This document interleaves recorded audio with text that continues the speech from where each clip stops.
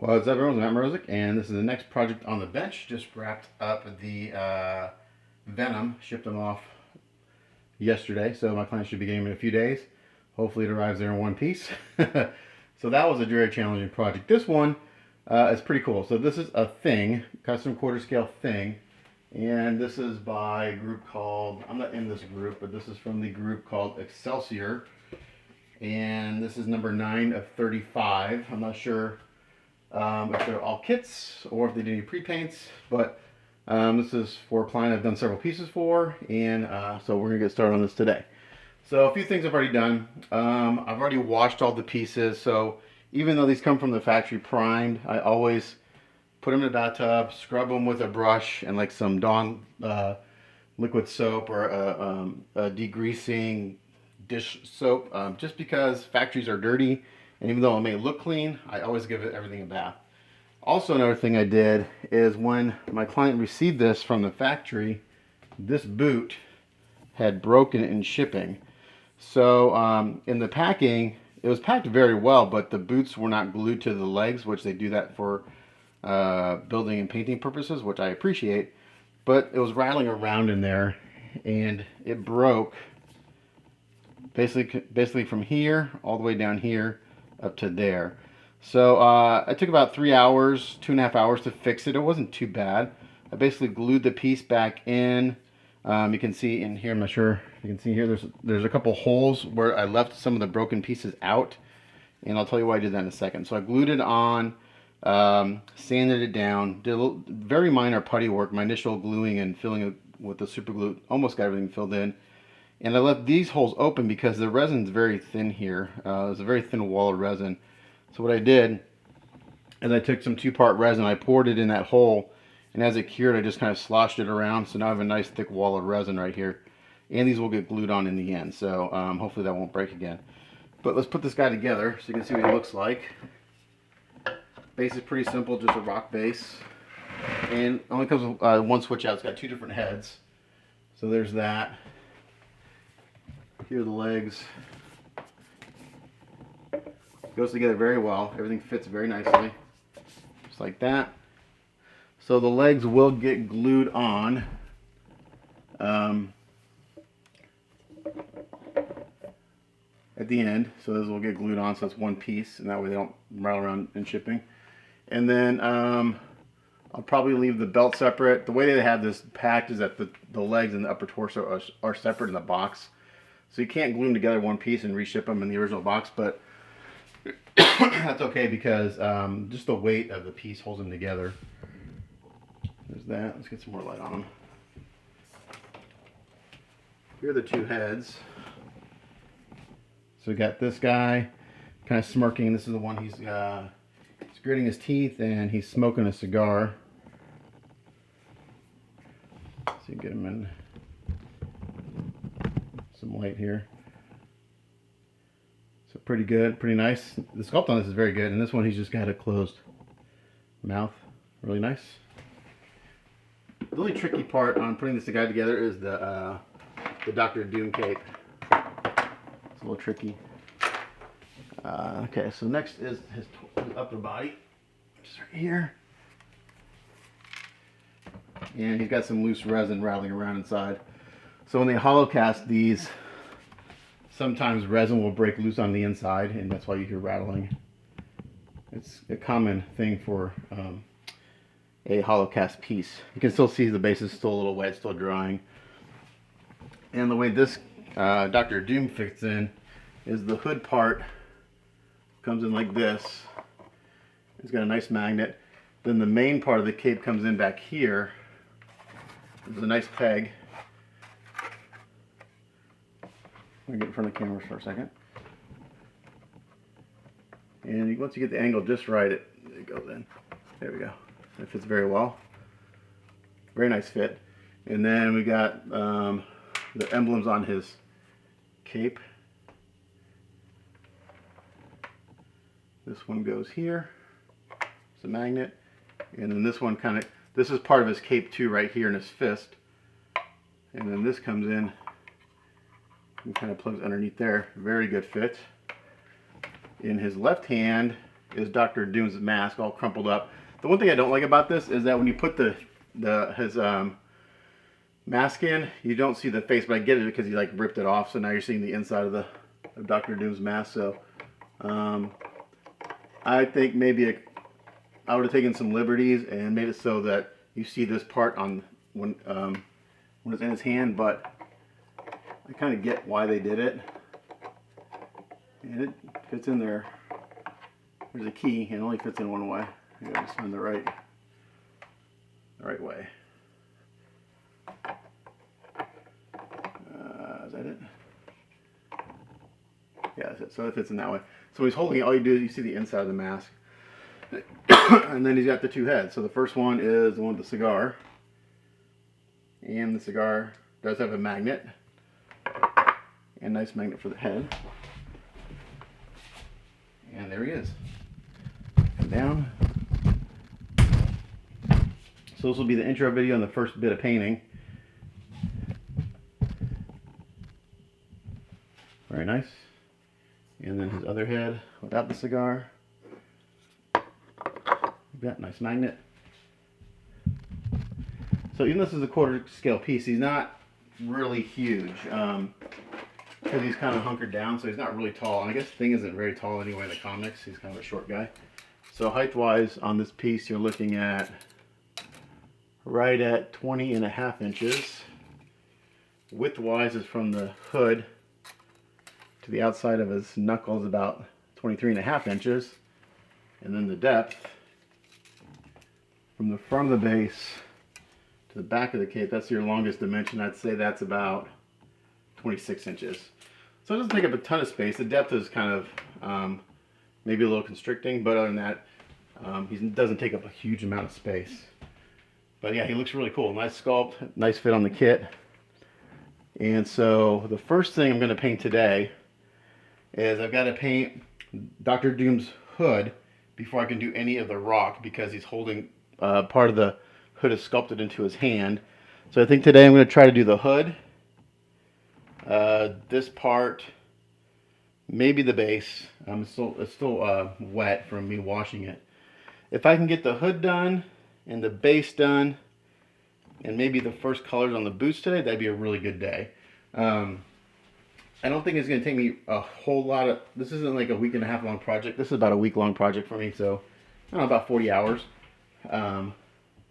30 to 40 hours. So I'm going to pause, take them apart, and we'll get to painting. Okay, so I took them apart, and the first thing we're going to work on is Dr. Doom's cape. So the first thing I can paint pretty quick are these little gold parts. I'm not sure what the term are, but I'm going to paint these parts first. And I'm going to use one of my favorite gold colors. This is Mr. Color 209 Red Gold. It's a really nice, warm gold. I really like it. So I think I'll put this on, see what it looks like. I've got color references for my client, and I think this is pretty close to what that will look like. So let me throw some of this on there. And I think this may be thinned already. Yeah, this is already thinned. I think it is. We'll see real quick. So this is Mr. Color GX Red Gold, and it's got number 209 on it. And I'm going to take these, I like to clip these down a little too long. Little skewers.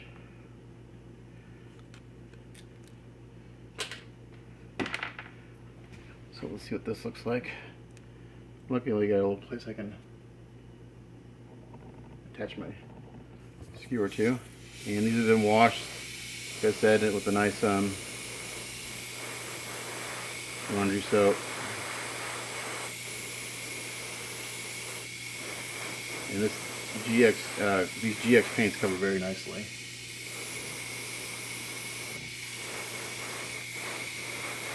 I'll probably finish these in a semi-gloss. I don't know, we'll see.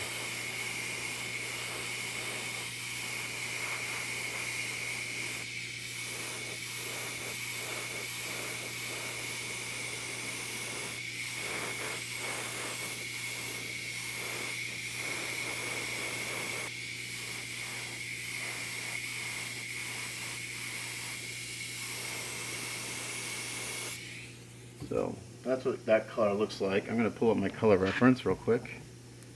See how close I am to it.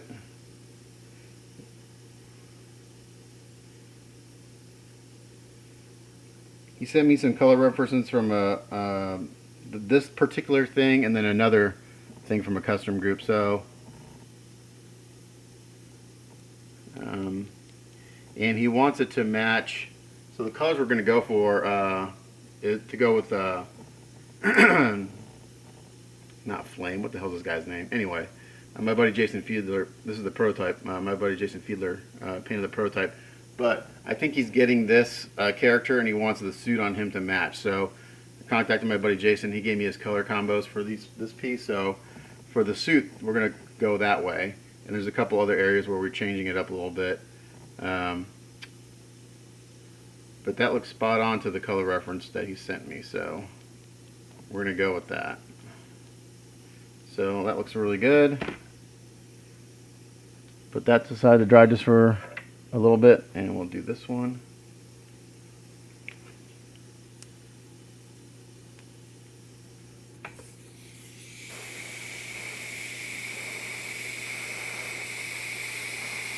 So this paint was already thin from the last time I used it. The GX paints, I typically, people always ask me my thinning ratios, and I don't have a set thinning ratio. Sometimes I over thin the paints. You want to thin them to the way they go through the airbrush, nice and evenly and smooth. They don't clog up the airbrush. Sometimes you can over thin them a little bit if you want to get more of a translucent look. It really doesn't turn it into a clear paint. You're just thinning it out so it takes more layers to cover. It still has the same pigment. Translucent paints are more of a dye than they are paint.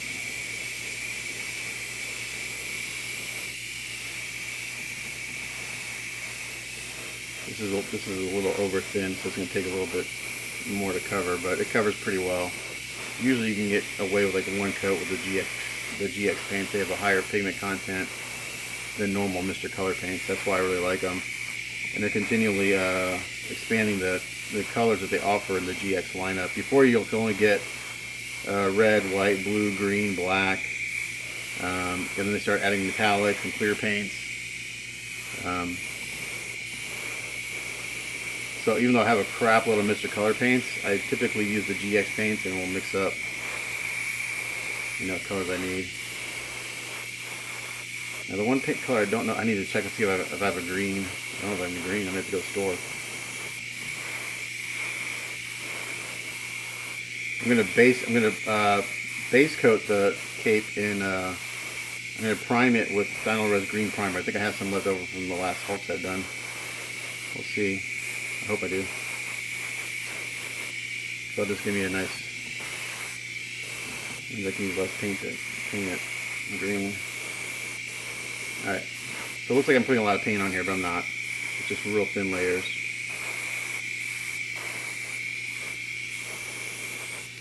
Alright. So those parts are done. I'm going to let those dry for about 30 minutes and then I'll seal them and those will be done. Okay. So let me clean out my airbrush real quick.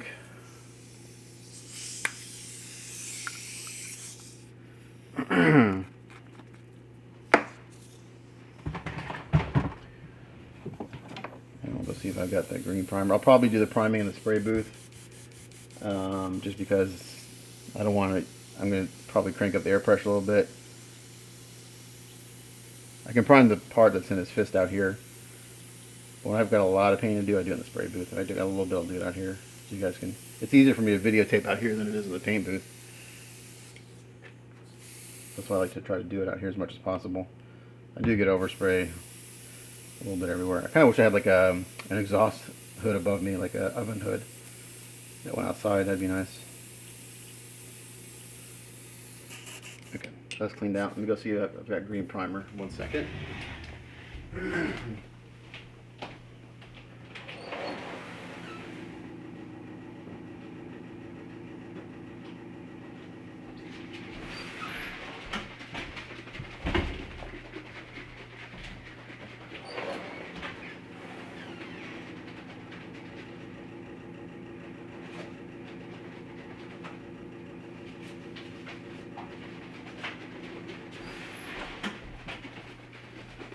Okay, so I've got some green primer, and this isn't going to be the color of the cape, but it's a good idea to prime your piece in the same color family if you can. It makes it easier when you're putting paint on to cover it. Now this is Res. I do love this primer, but one thing I hate about it is that even though I shake the crap out of it, I get chunks. So a few months ago I started straining it before I spray it, or before I put it in my airbrush. So I just use, I buy these at Harbor Freight. This is not sure what size this is. This is a coarser strainer, and so I just strain it into a little cup before I put it in my airbrush, and it has made a huge difference. Excuse me, I got a frog in my throat. So I always have a frog in my throat, seems like. So I just strain it.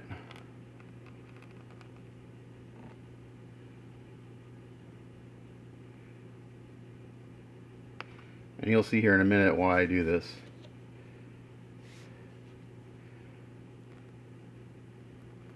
This is a thick primer to begin with, and it sprays really nice through any needle. I've sprayed through 0.3s, 0.5s. Just have to crank the air pressure up a little bit. But you can see here that's already starting to clog this strainer. And if you just pour it straight into your airbrush, you're going to end up with this problem. So I messaged Ken Badger a long time ago. Goes, hey man, I'm getting all these.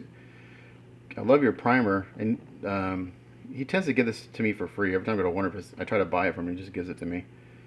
But I do promote it quite a bit because I do love this primer. It's you got to strain it, and he's like, just shake it more. Like, man, I've shaken this stuff for like 30 minutes. I'm still getting chunks.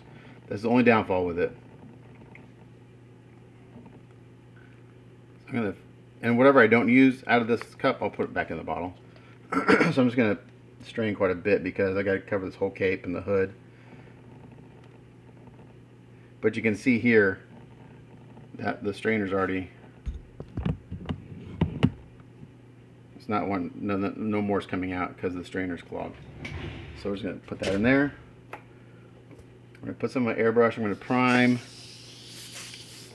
the part that's on his hand out here. And I'll probably do the rest in the spray booth. Okay, so he's got part of the hood in his hand right here. Sculpt it in.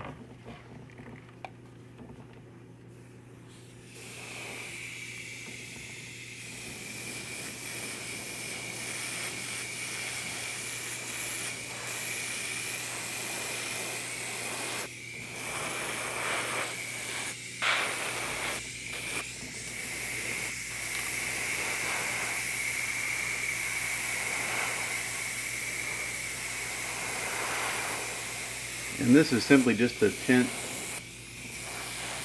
This is not, obviously not going to be the final color, but I'll use less paint with it being primed in green.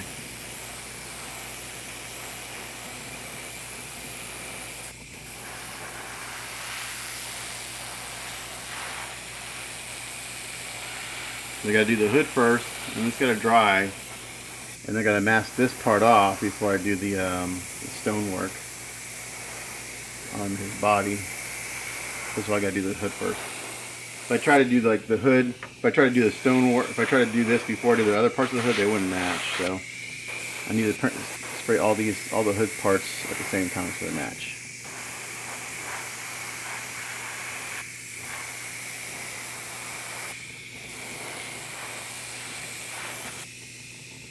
Alright. And it's going on like, because I don't have my air, I usually turn the air pressure pretty good with the Res just to push it through. Because it is a thicker primer, and when you first put it on, sometimes it looks really crappy. The first time I used it, I was like, man, this stuff does not look good. But after about 20 minutes, man, it smoothed out and filled in all the detail. It looks great. So it's kind of my go-to primer.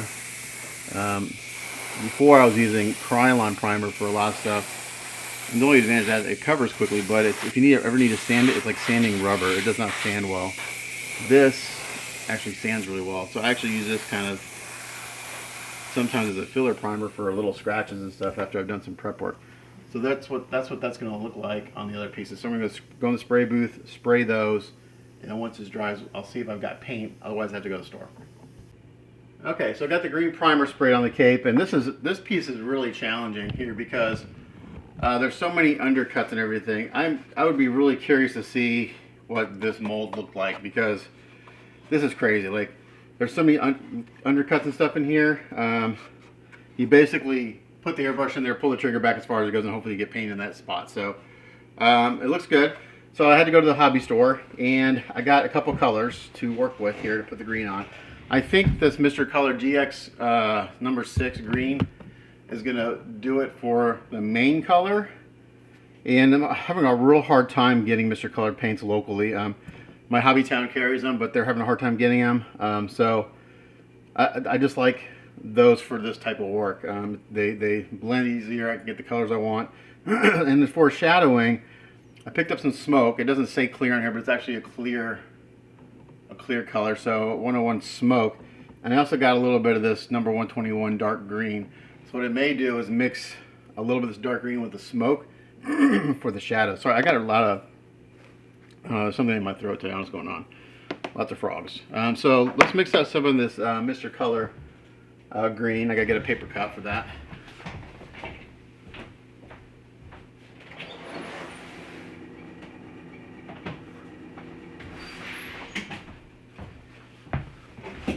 I've got these little clear plastic cups, but these are not good for Mr. Color, because that, even though the thinner is very mild, it'll eat through that. So I don't ever mix Mr. Color in this. So let's mix up some of this green here.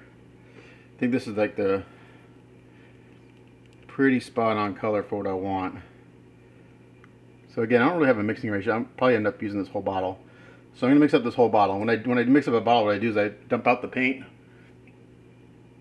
like that, and then I fill the this jar up with thinner all the way. This bottle's empty. That can go away. Probably should have got more. The thinner has gotten really expensive. It's gone up to at my local store for the 400 ml bottle. It's gone up to $19 for the regular thinner, which is crazy. It's usually around $15. So I'll fill this up all the way, and I'll put the lid on, and I'll shake it up, and that'll just get all the paint out of the bottle. That way I'm not wasting any paint. And that gives me right there about a 1-to-1 ratio of paint to thinner. And I'm going to fill it up about halfway, because I really don't have a set ratio for this stuff, but I'll probably use most of this up, because it's this. You have to spray from several angles on this cape because of the texture and the sculpt. And I'll save that bottle to put any unused paint back in. So out here I'm just going to spray the part in his hand, and that's it. And I'll do the hood and the other part in the spray booth again, because I need to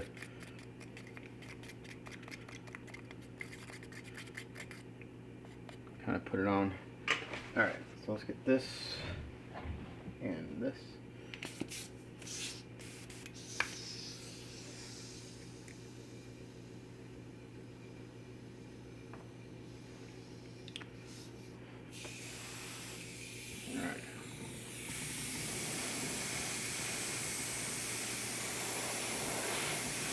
So going on top of this Final Res green, this should give me the kind of forest green I'm looking for. I'm actually going to turn my air pressure down a little bit.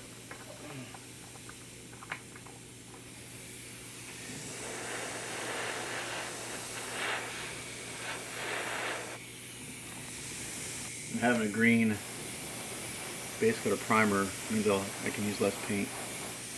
Don't have to worry about hiding the gray tone.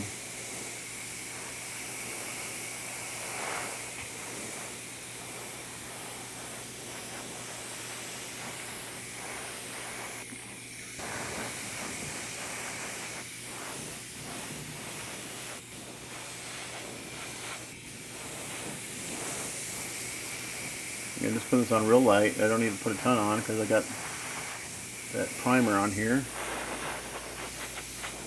And it's a dark, the primer is kind of like an olive drab, which will take this green down a little bit to where I want it. Because Dr. Doom's hood is kind of like a forest green, what I can see.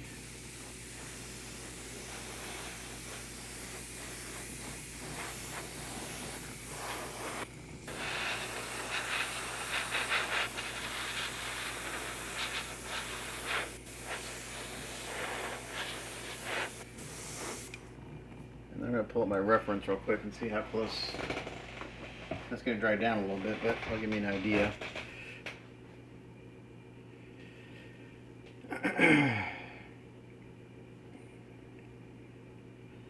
See, I got pictures here somewhere. Downloads. Nope. Pictures. There we go. Okay. So I think what I'm going to do is I'm going to put this green down and I'm going to add some white to it and do some highlighting. Because it's a little brighter than this. So this may be a good mid-tone. And then we'll add some shadows. So I'm going to go ahead and base coat everything. And I'll mix up a little bit of the green with white and go from there. So after I get done base coating everything, I'll come back. Okay, so I got those all base coated. That took a while because it's just really hard to get in there with the paint. So now what I'm going to do is I thought I'd add white, but I'm going to go in actually with a different color for the highlight. Because what I'm going to do is I'm going to do the highlight, add some shadows, I'm going to bring it all back down with the base color. So the next color I have my airbrush is Mr. Color 64 Yellow Green. So this is like basically the same green but with a little bit of yellow and white mixed in. And I've already got it mixed up in my paint over here. And where's my lid?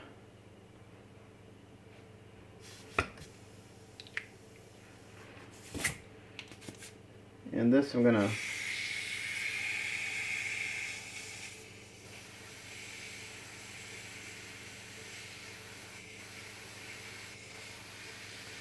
make that a little more thinner to this. So I'm gonna go in here and basically hit the highlights.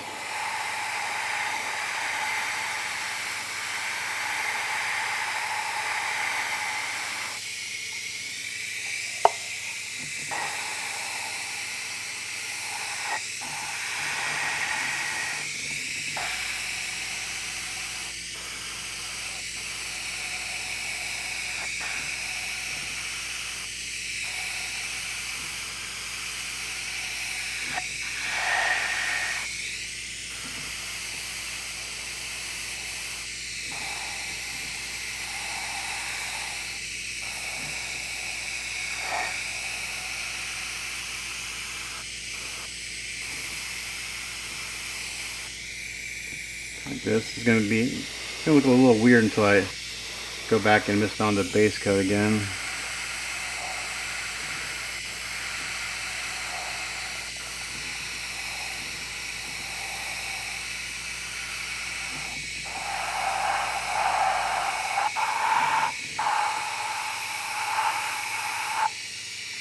It's gonna be real hard to get on the inside here.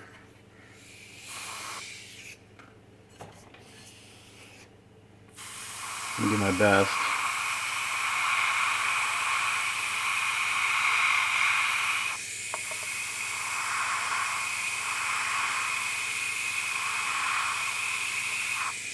Can't see this really anyway when he's holding it, but we're gonna try to get it painted anyway. It's really hard to get paint in a piece like this because there's just no way to get the airbrush in there. So you just do the best you can, really.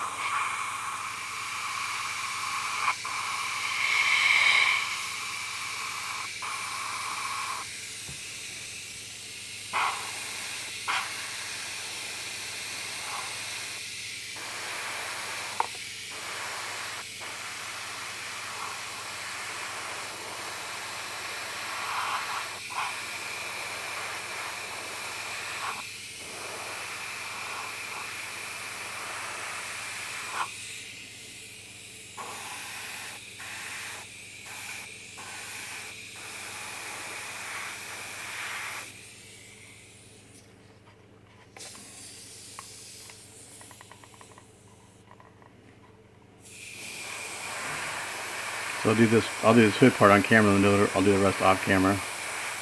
And we're not just watching me shade for an hour. But it's the same as I do on all my other paint jobs. I go in, if it's a tight line, I go in real tight. Right here. As it gets a softer shadow, I back up. Or softer shape, I back up.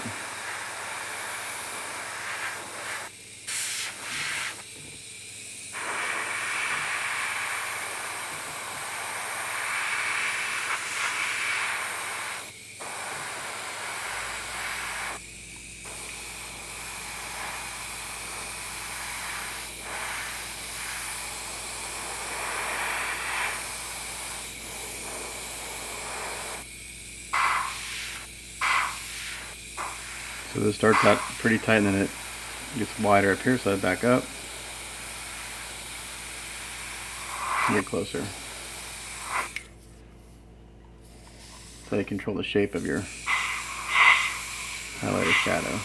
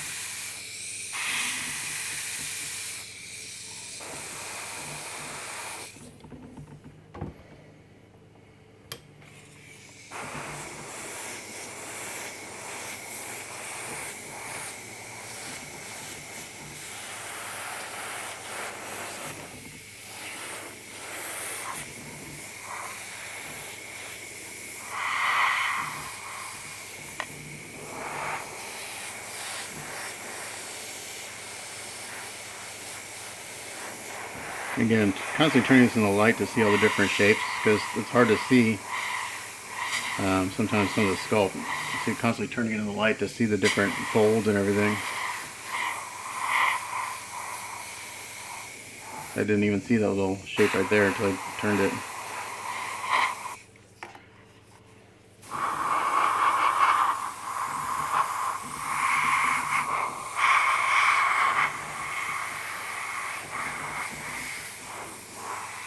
Actually, I think I know what I'm gonna do after I do this.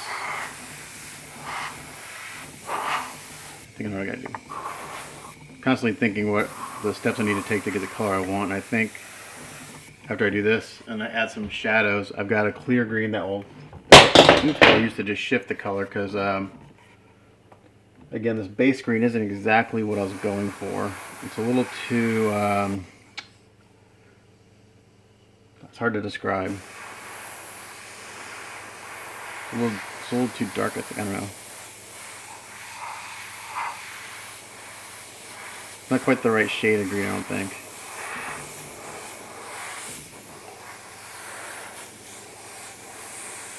I like this highlight color, but again, it's a little yellow, so we're gonna fix that towards the end.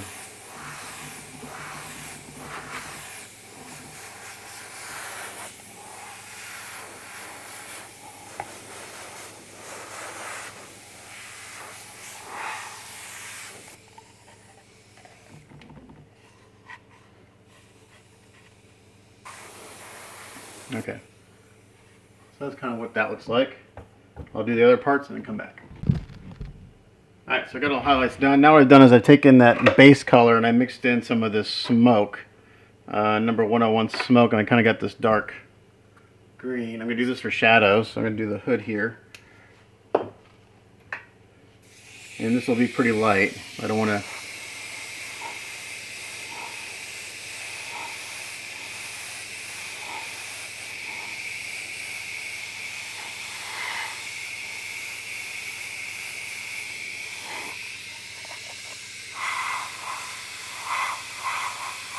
pretty subtle with this paint, with this color.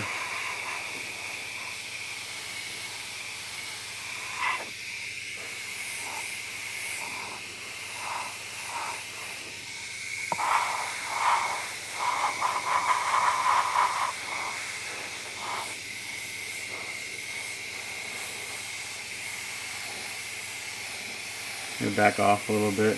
It's pretty thin, so it's kind of translucent. You can see anything underneath it.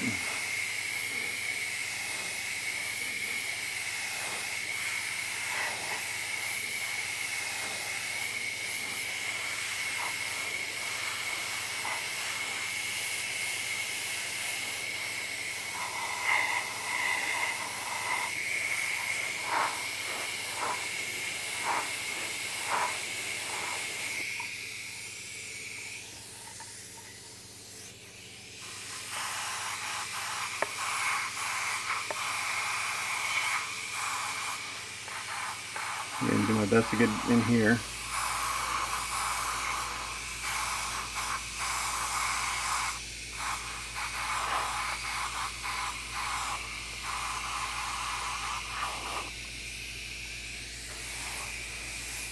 I already did the shading on a little bit in the hand.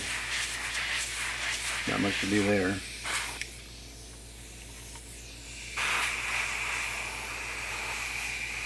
Okay, so here's the hood with the shadow color, and here's the cape without it. So there's not a whole lot of difference, but basically just blending in kind of where I may have gotten too much of the highlight color in there when I did the highlights. And it helps just kind of tie it all together. I'm going to do a little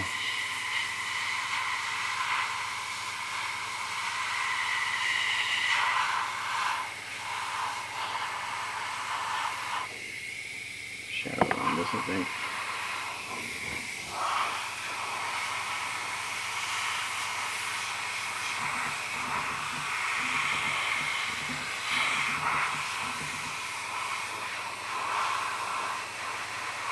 Okay. So this part doesn't take too long, so I'm not doing a whole lot.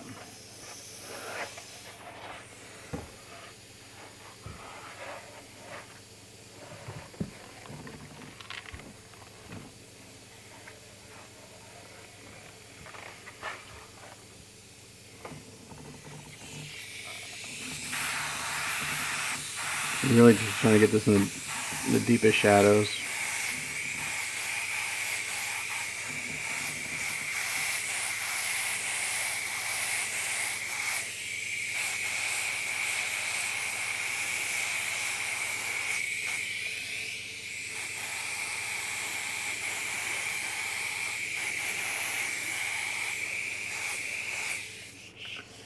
I'm going to blend this all in with a clear green once I'm done with this color, and then it should look good. That's my thought process, at least.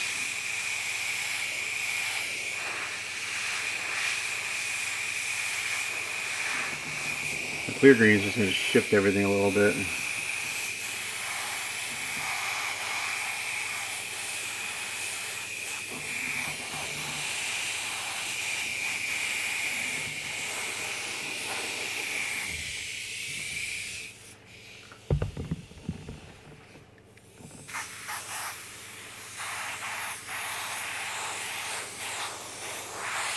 Really should be doing this in the spray booth, but it's easier to handle this out here.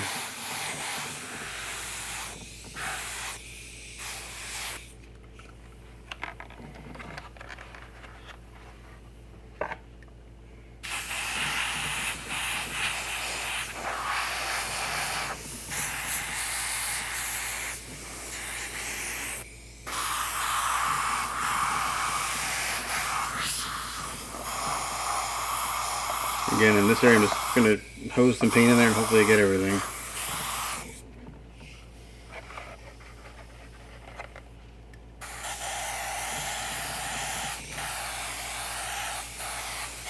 I'm backed off quite a bit here. I want to really make this soft.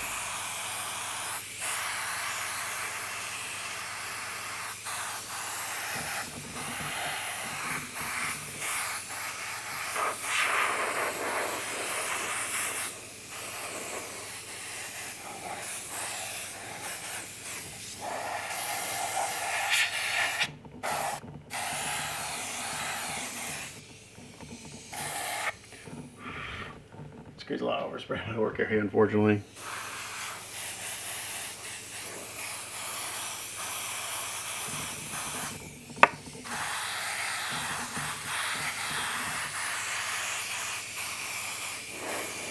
Okay.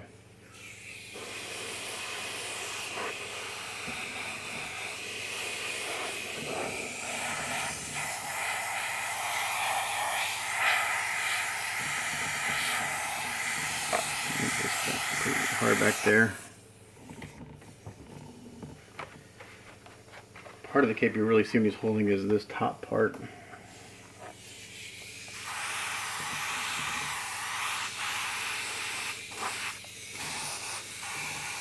So now we got basically have 3 shades of green going on right now. We got the shadow color, we got the base color, and the highlight color. Now what I want to do is I want to kind of blend this all together with a clear green. I'll do that on the hood in the spray booth, and I'll show you what it looks like afterwards. I'm not going to show it, but I'll come back. Okay, so I'm in the spray booth and I misted on about 3 coats of clear green. I'm not sure if you can tell a difference here, but this has got a more vibrant color and it kind of blends everything together. So this is what we're going to go for. So I'm going to try to match this and the part in the hand to this.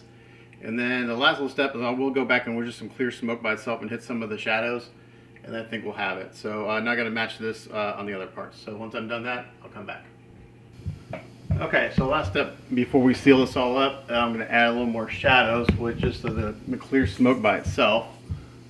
So this is kind of our green. It looks really good. It's a little shiny right now, but once I seal it, all the shading will come out pretty good. So I'm just going to go in here super light.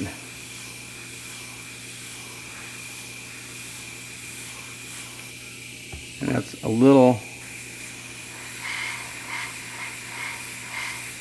more shadow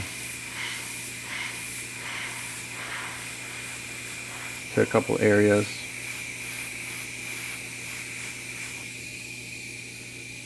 You probably won't see this until after I seal it because it's transparent.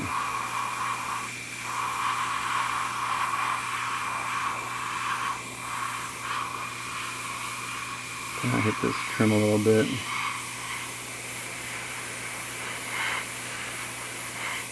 I don't want to go too heavy with this. It's real light.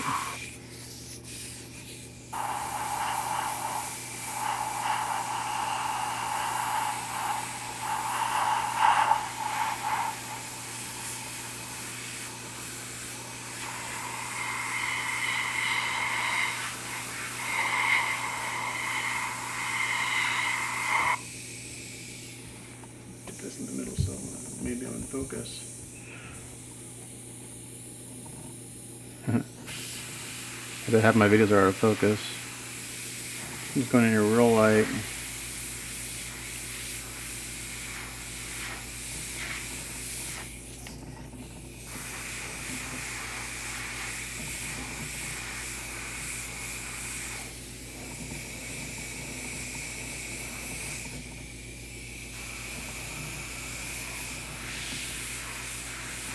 This is pretty subtle. That's what I want. I don't want it too jarring. Even these deep creases will go a little heavier.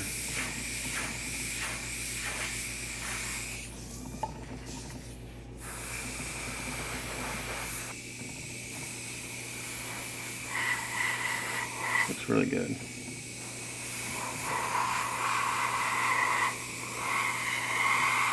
I'm going to hit this trim a little bit, give it a little more. And we'll hit the inside again, just going to try to get some color in here. Try to shade it a little bit.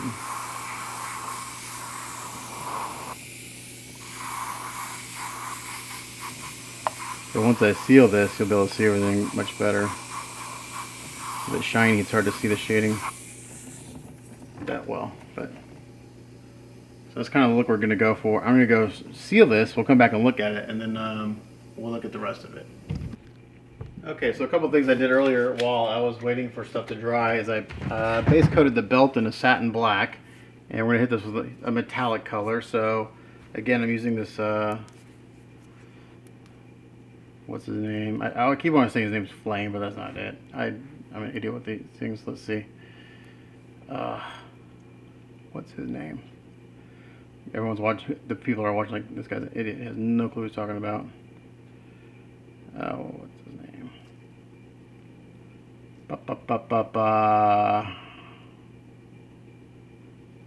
Human Torch. Oh my gosh.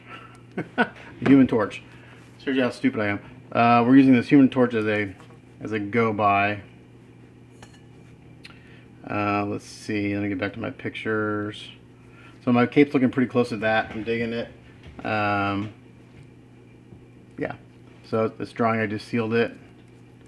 So we're using this Human Torch as a guide, and that looks like it's got a steel on it. So, or a burnt iron. Let's see what they got. Exhaust manifold. That may be a little too dark. It shows some of that on there. See what it looks like.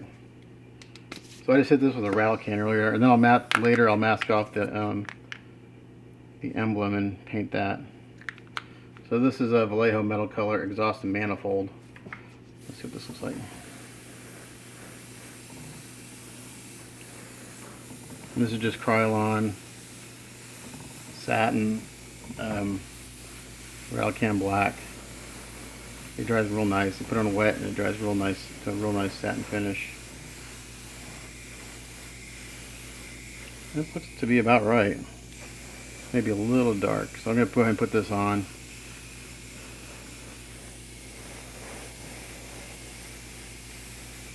Well, these Vallejo metal colors, they're going so smooth.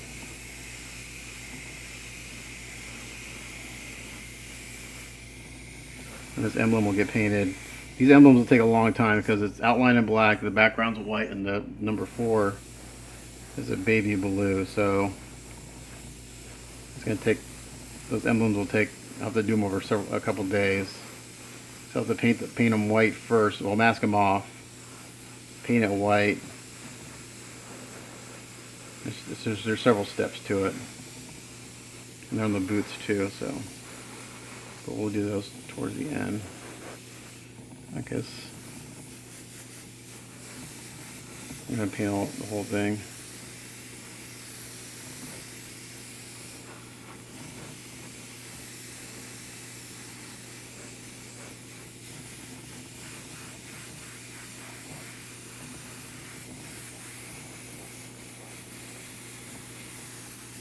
These metal colors just put on light and they cover real well. Just fill it up slowly.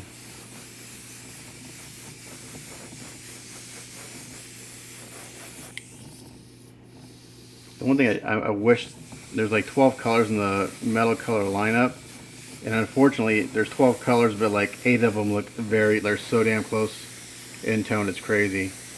You literally have to put them like right next to each other to tell any difference. They're so close in tone. So I wish there was a little more variance in the colors, because I feel like, I don't know, that's my only gripe about them. A lot of the colors look really similar.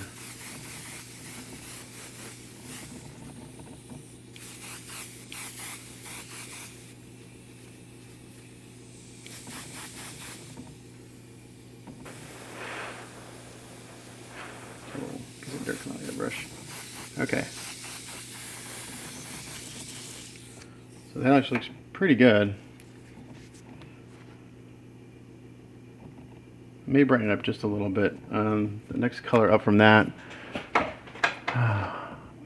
not aluminum, it's too bright. I'm looking for pale burnt metal. I think this might be the right tone, so I'm just going to put it on top of this.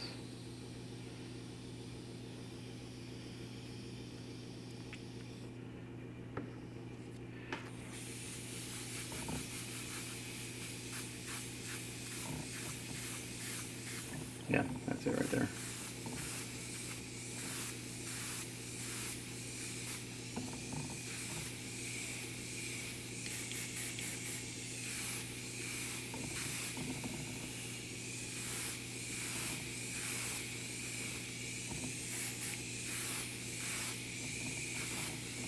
So I'm just putting this on real light. I want to brighten this up just a hair.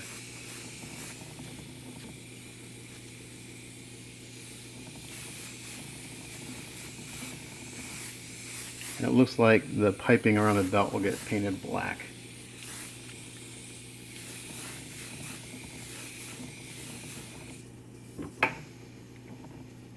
Yeah, so it looks pretty good.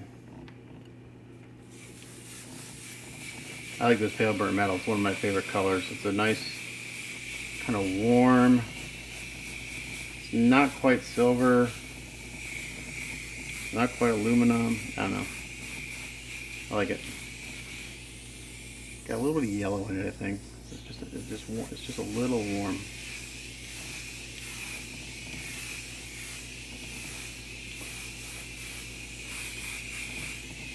Yeah, I'm just putting this on real light, building up slowly. You can't put on these metal colors real wet. They get these weird. It doesn't pool, but you get this weird kind of. It's hard to describe unless I show you, and I don't want to show you. It just looks weird. All right, so that looks good. That's very similar to what's in the my reference. So I'll seal this in, and then once that's sealed, I'll mask off. I'll actually, instead of hand painting this trim, I'll mask it off and airbrush it. It'll just give me a cleaner look. So we're doing a lot of black piping on this guy, and then later, when I do the trim, I'll mask off the emblem too, because the outside will get black, and then I'll mask off. It's just a multi-step process for that. Because hold on, let me see if I can show you a picture. So it goes like this. So it's black on the outside, then the white, and then the baby blue. So there's a multi-layered, there's several steps to that. So I'm gonna let this dry for a little bit. I'll seal it, and then that metallic will be done. And one more thing, I spray for. We'll see if it's dry.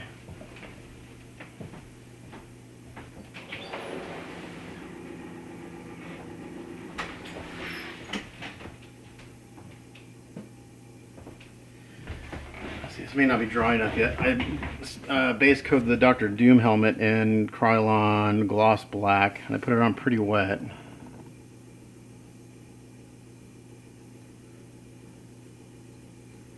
Let's see. And it sprayed real nice. I'm kind of afraid to mess with it right now. I think I'm gonna let this dry longer. Because what I'm going to do is I'm going to do the Kosu Jin Sun on it powder, which will give me kind of a, what this doesn't get like mirror chrome, it'll give me like a nice dull almost a chrome, but like a dull chrome look to it, and I think it'll look good. So we're going to do that after this dries. So what else can we do? We can work on the boots, or maybe the legs. We can do the boots and the legs. Oh, I know what I gotta do first on the boots. I gotta paint. I got notes here because I had a video chat with my client the other day to make sure I got everything the way he wanted it. So the thing I'm gonna do now is I'm gonna do the mesh on the boots.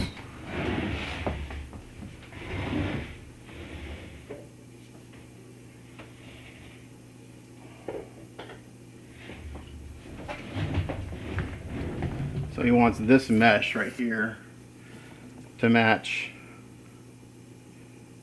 the mesh on the Human Torch. And now it looks like it's a metallic, but it's actually gray. I got the exact color from Jason Fiedler, and it's neutral gray number 53. So we're going to base coat that in this. And again, I'm just going to use, I'm going to thin the Tamiya paints with Mr. Color Thinner.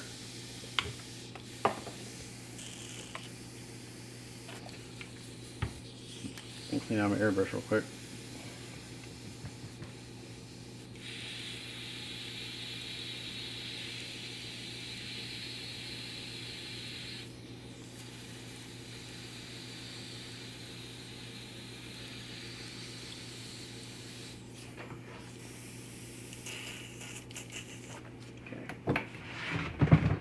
Put a little thinner in my airbrush.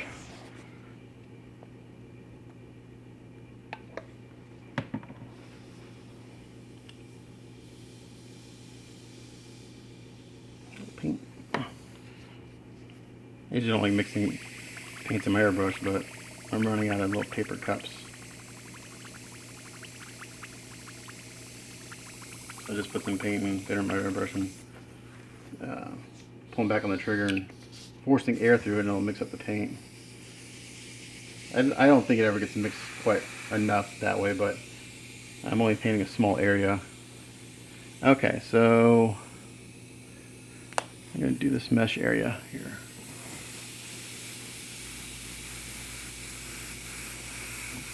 And it's almost the same color as the primer, so it's going to be real hard to see where I got coverage.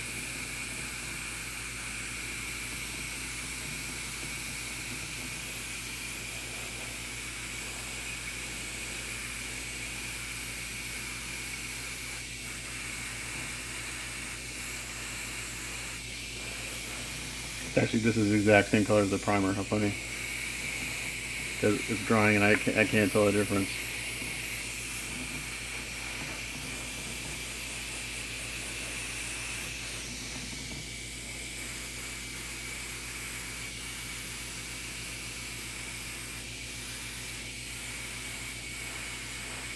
I am going to do a little shading on these. Probably with that smoke again. Okay, now this has this, yeah, I think I should go in and do this area too. It's not the same fabric, but I'm going to do this in the gray too. We've got one right here. And one over here. Okay.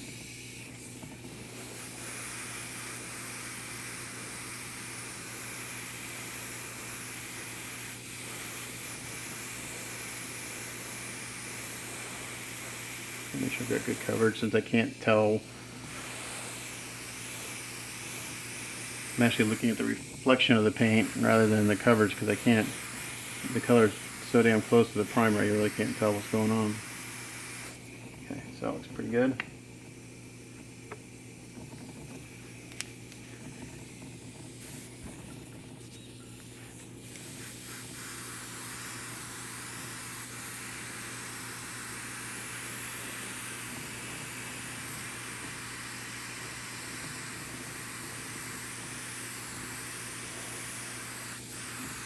So all this piping on the boots will get black, go black.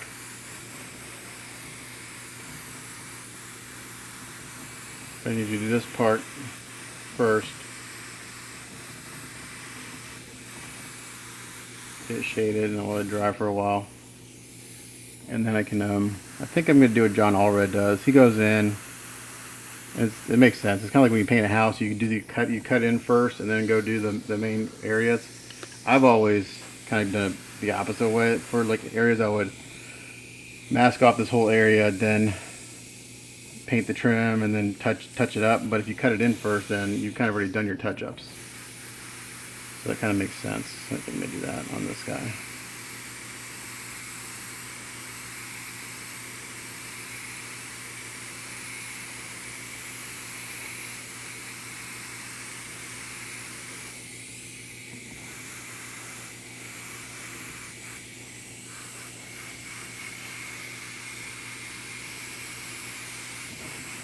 Yeah, I'm just doing this a couple times because I really can't tell if I'm getting good coverage because it's the same damn color.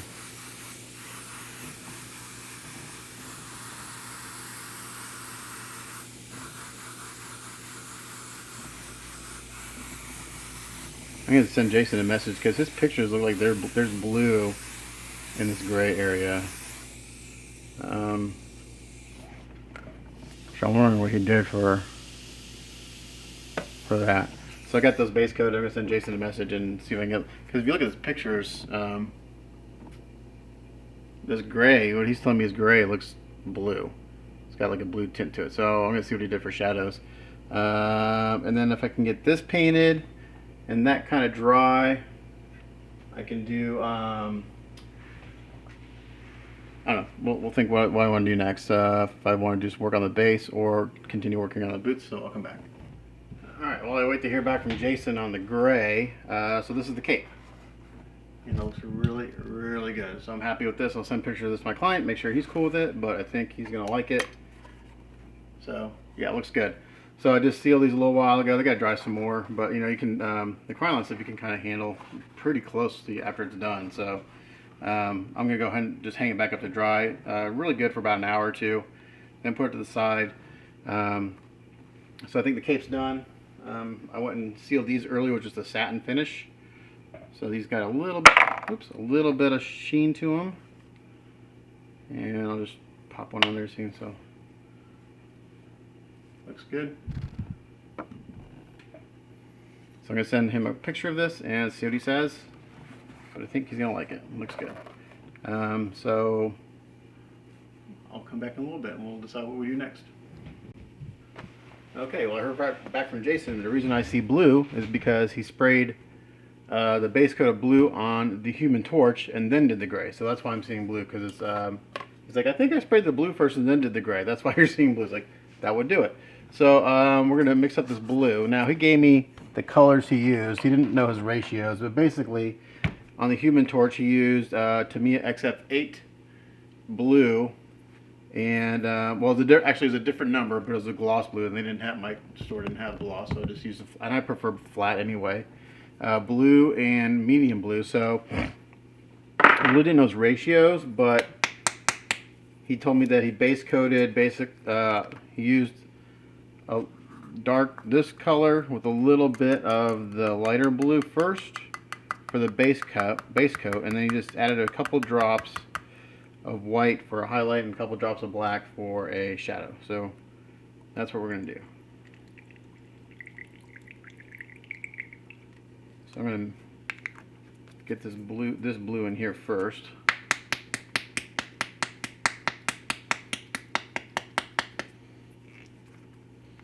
Again, I thin my Tamiya paints with Mr. Color Thinner. It works amazingly well. That I found out by accident, I think 5 or 6 years ago. So that's really nice because it opens up a bunch of colors that I normally wouldn't use.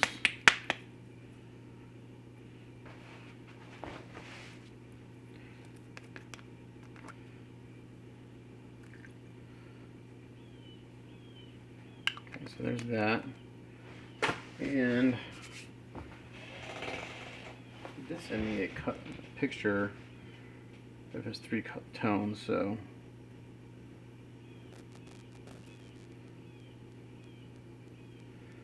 again, I'm going to refer to my notes from Jason. And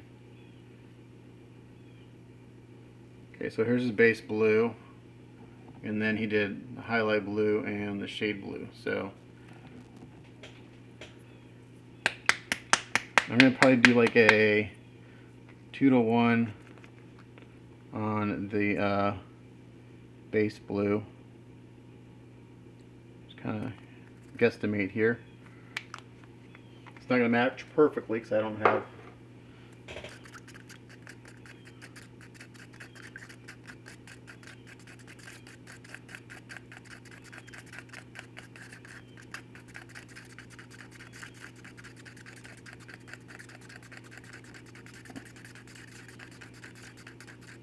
so the areas that are going to, so in order to replicate what Jason did on the Human Torch, I got base coat the whole foot.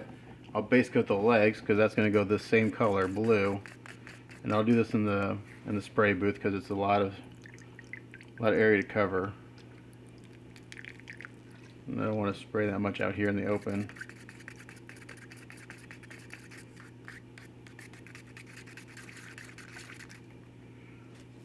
And Tamiya's tend to need a little more thinner, it seems like. Just fine because I actually have quite a bit of area to cover. I'll go probably put this in my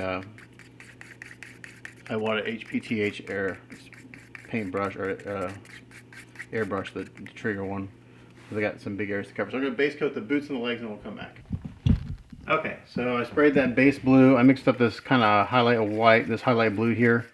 I've got a lot more than I need, so I have to put some of this in some empty bottles when done. But I looked at Jason's highlight and it looked really, really bright. He said he added just a couple of drops of white. Well, I did that and it was not very bright. So I'm going to go with this and see how this looks. And I'll mix up the shadow color and do that here in a little bit. But I sprayed these. They've dried for a little while.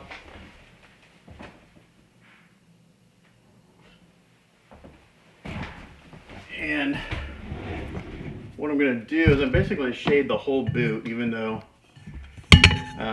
only part of the boot is going this color. I can kind of use it for the base of the other color. So let me get this. All right, so let me make sure that this is covered pretty good. Looks like it's covered well. I put 2 good coats on this. Okay, I want to look at my reference photos again. Because what we're going to do,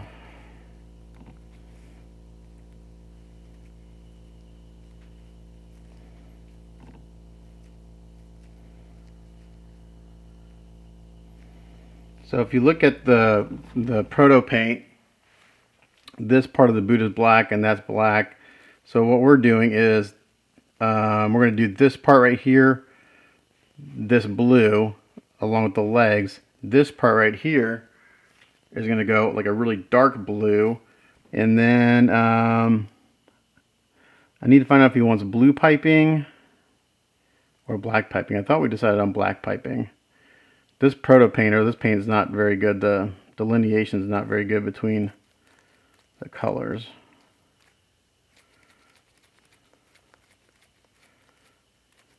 I think that's what we decided on. Yeah.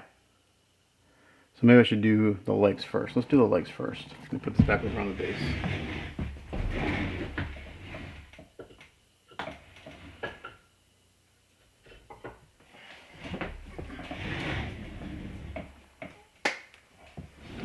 These are really awkward to handle because they're so big. Okay. And the muscles are easy to see on this one too, so we'll start with this. Let me put some of this paint in my airbrush.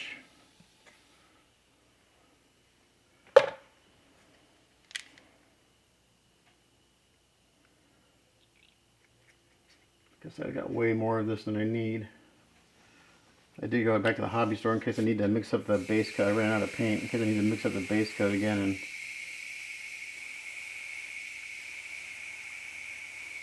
kind of add some more on. Okay.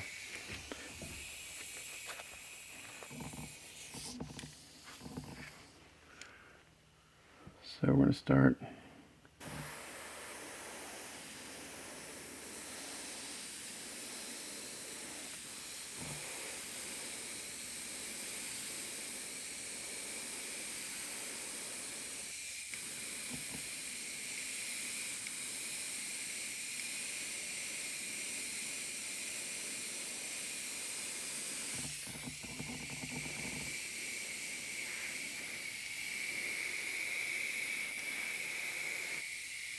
It's kind of hard to see the muscles in this mesh because the sculpt makes it hard to see them.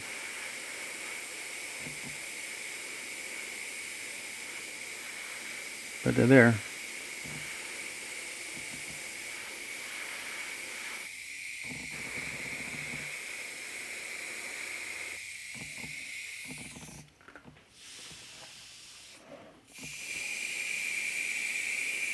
I backed off quite a bit because these muscles are pretty,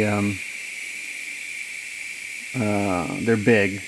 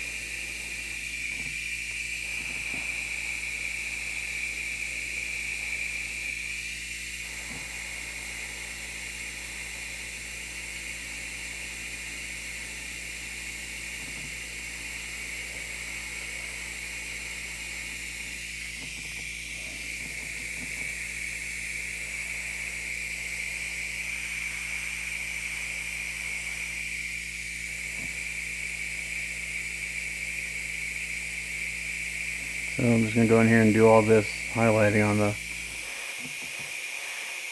on the high spots.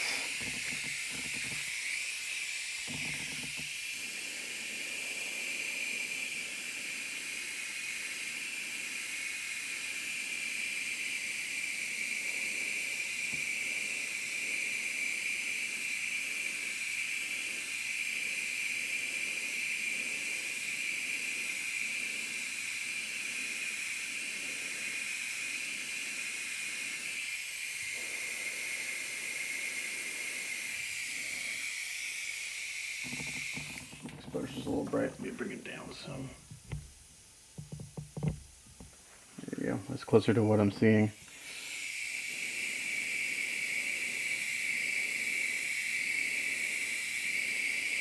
I'm going to go real slow.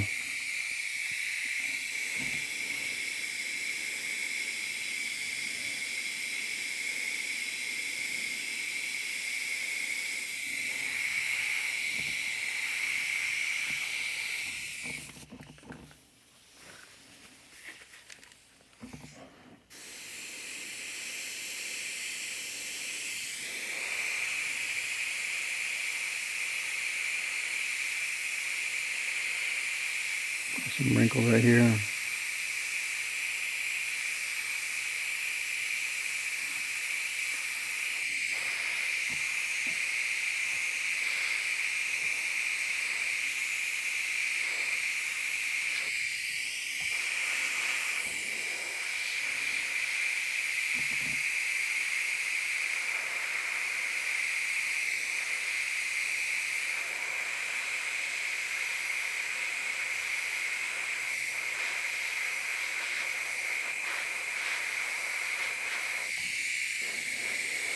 You hit the wrinkles first, and then you go back and do the highlight on the muscle, and those wrinkles just get brighter.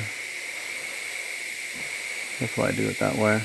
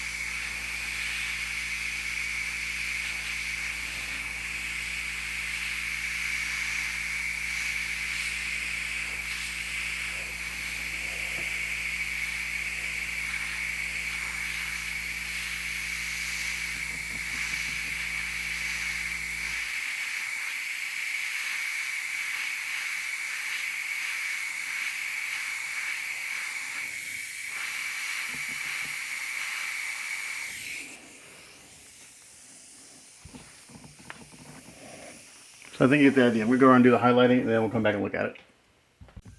Alright, here are the legs highlighted. They look pretty good. I'm going to put these to the side, and I'm going to do the boots. And then we're going to go in and do the shadows. So we'll come back when I'm ready to do the shadows. Alright, so now I've mixed up a shadow color. Just added some black to the base color, and I got this kind of thing going on. I probably will end up misting on a light coat of the base color. I don't know if Jason did that, but that's kind of how I do things. I do highlight, base coat, highlight, shadow, then maybe mist on the base color again. We'll see. We'll see what this looks like.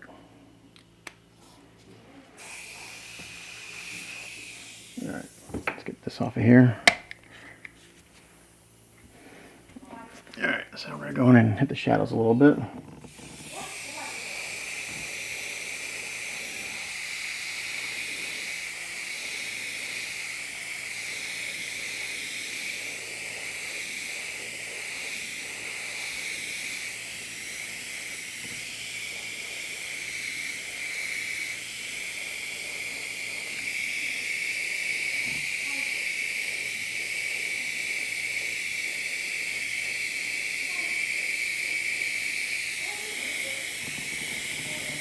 Real light.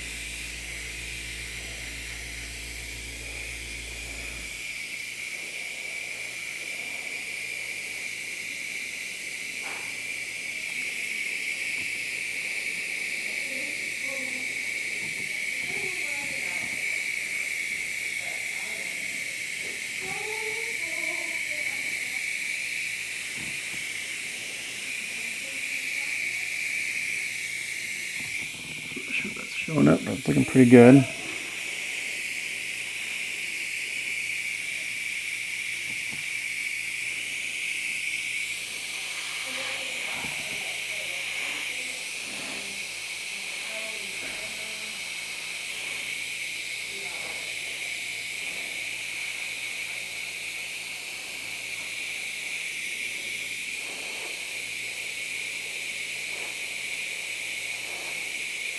This one's super, super light.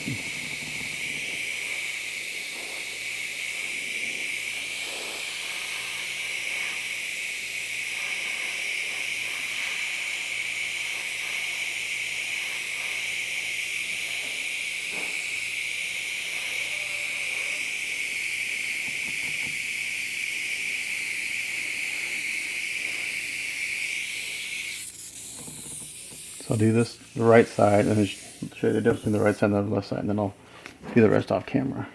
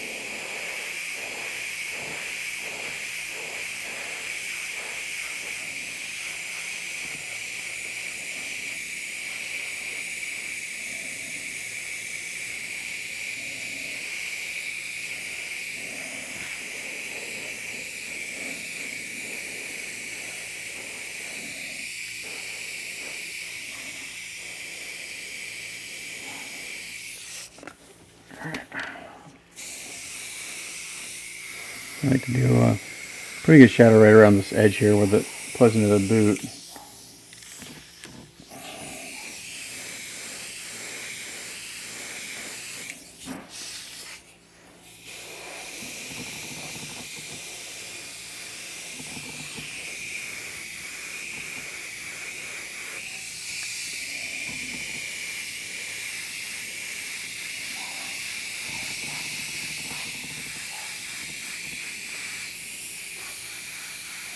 You can see I'm backed off pretty far. I want this to be really soft and smooth transitions.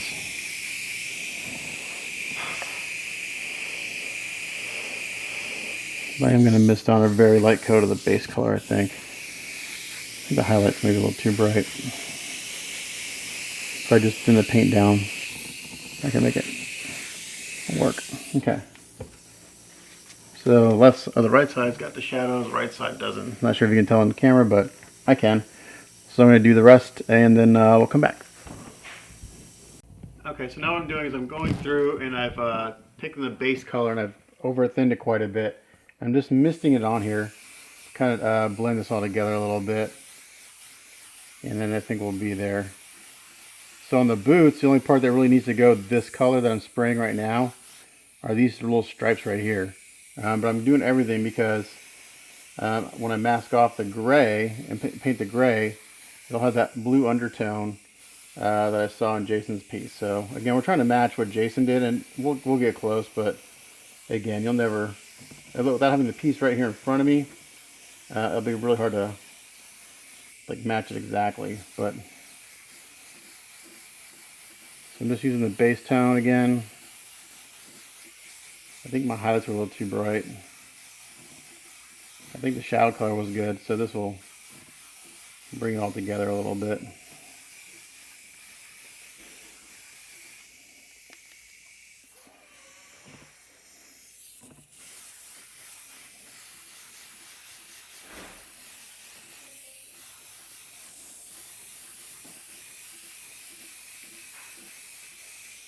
I'll show you what this boot looks like compared to the next boot, and then once I get this the way I like, I'll do the pants to match. That looks pretty good. So on this side, we have it blended. Hold this. And the left side is just no blending. So I'm not sure if it shows up in camera because my lights are pretty harsh, but this just adds a little more blue back to the highlights and brings everything, kind of just ties it all together. So it's not so jarring. And like I said, this is mostly thinner, so I'm basically just tinting everything with that base color.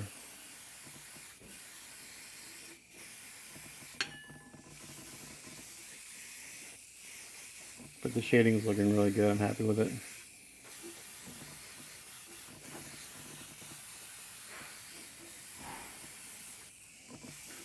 And then once I'm done with this blue, I'll seal it and I'll let it dry overnight. And then I'll mask off for the gray, and I'll just do silly putty for that. And then I can do the other part. This part right here, around the number 4, I need to talk to my client, but I think we're going to do a really dark blue with that. So this is actually really good. I can probably just take the shadow color and maybe just use that on top of this. We'll see. Yeah, that's looking good. So I'm going to get everything to match this, and then we'll move on. And then I'll seal it. And then the last thing I'll probably do today is work on the base. I think get the base knocked out tonight because it's just rock. And we'll go over that. Okay, so I started to work on the base, and unfortunately, this thing is riddled with bubbles, like really bad. So bubbles here, bubbles here, bubbles. There's just bubbles everywhere. And I thought, well, I could just leave it and it'll look like part of the rock, but no. So what I'm gonna do is I'm gonna, I'm not sure if you guys can see them, but there's bubbles. It's mostly on this side, on here. Here. So what I'm going to do real quick is I'm going to take some Aves, and the great thing about Aves is I can paint over it while it's drying. So I'm going to mix up some Aves. I'm going to smear some Aves in all the bubbles that I see, and then I can start painting again while it's still drying. So I really don't want to wait till tomorrow, because I'd like to get the base knocked out today. That's a good day. If I get the blue, the base, and the cape done, that's a really good day on this piece. So make sure we're going to do it. So I'm going to mix up some Aves. Use my newer Aves because it's smoother.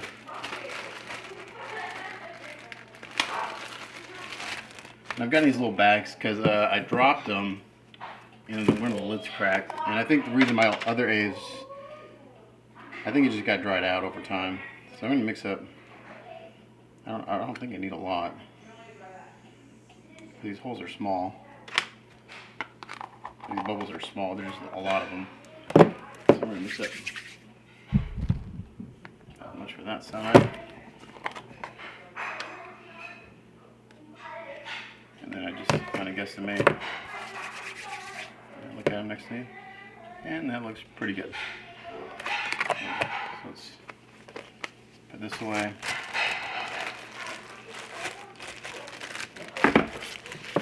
And I ordered some spare dropper bottles on Amazon. I'll give them tomorrow so I can put all that paint I mixed up for the blues. I don't want to throw it away because I've got a lot of it mixed up. I can use it for something later, or if I have to touch up the blue thing, start this process. Okay, so I'm gonna mix this up, and let's see. I'm gonna try to get close on some of these strips I'm gonna do. Right there. You can see right in the middle, right there. So I'm gonna spend 10 or 20 minutes just getting these holes filled in.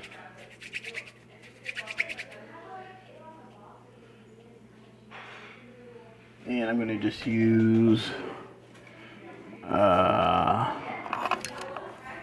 sculpting tools.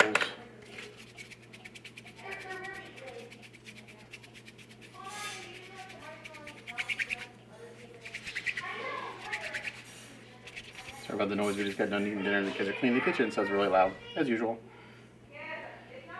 Yeah, this new Aves, man, it's like night and days compared to like how it works with how easy it's workable.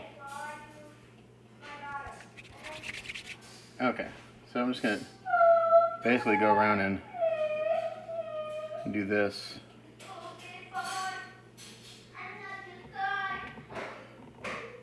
My son, what my son is doing.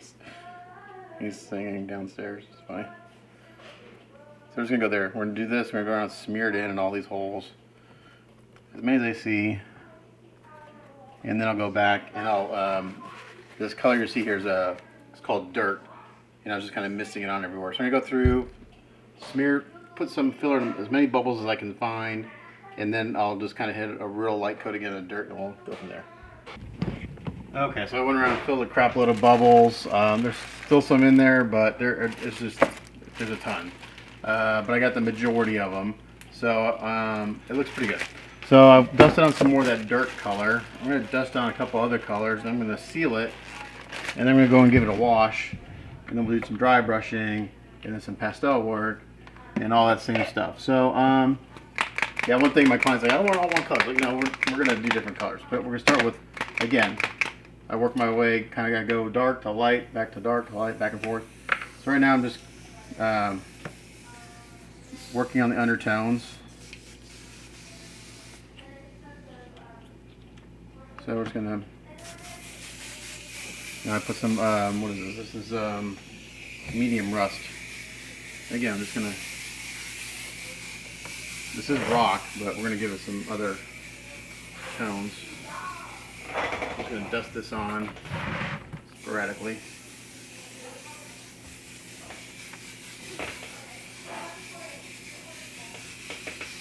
And you can still see some of the primer through, that's fine. When I'm done, you won't be able to see that.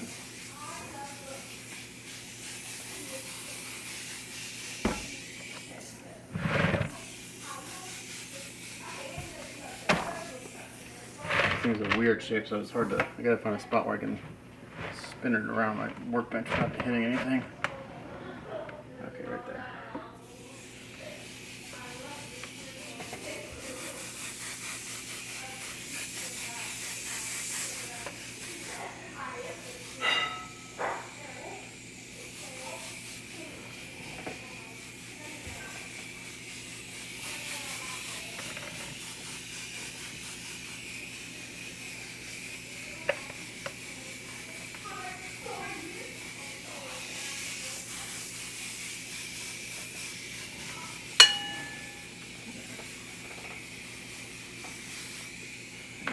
Give it some different colors right now. I'm not even in frame as usual.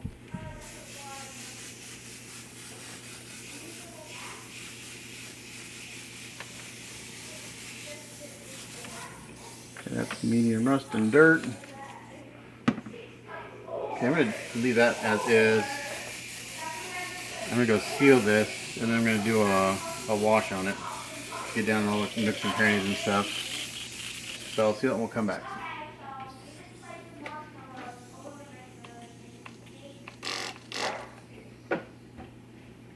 Alright, so I went and sealed that, and I'm going to do a raw umber wash. It's just this Liquitex acrylic with some water, and we're going to slop this on here and wipe it off. We're going to kind of let it sit and stain everything. I wanted just to get in all the nooks and crannies.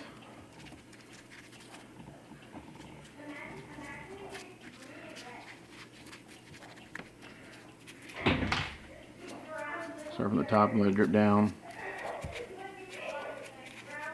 This is a messy process.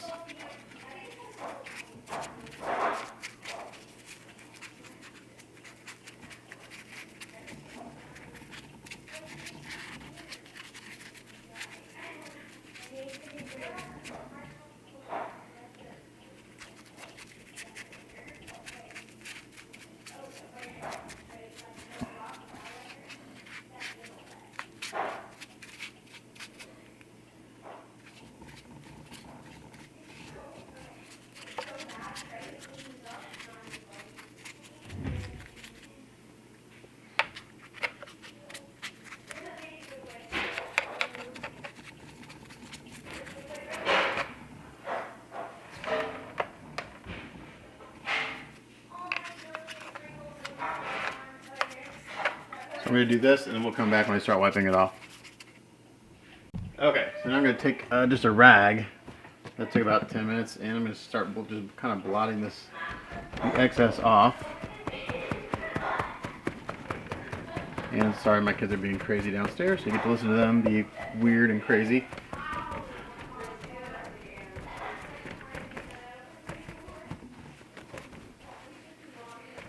So I'm blotting instead of wiping, because I don't want to wipe off the paint. This is going to just also introduce some more textures to the rock, like sponge shapes and stuff.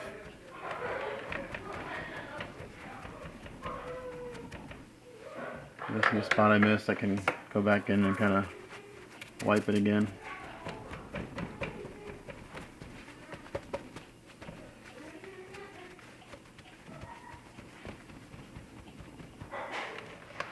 So we got kind of like a sandstone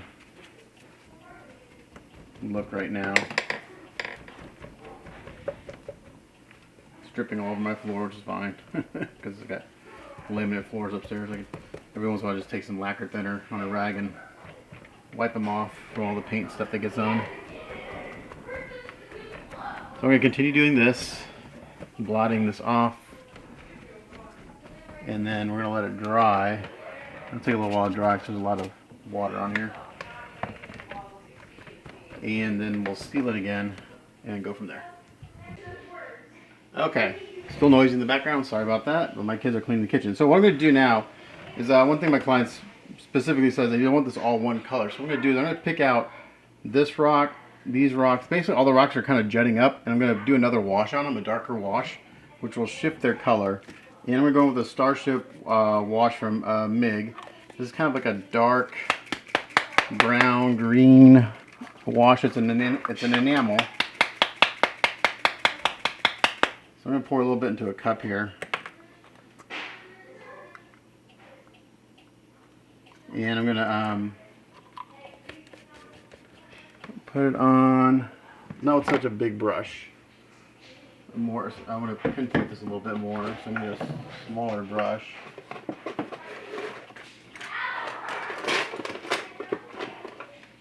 Let's see.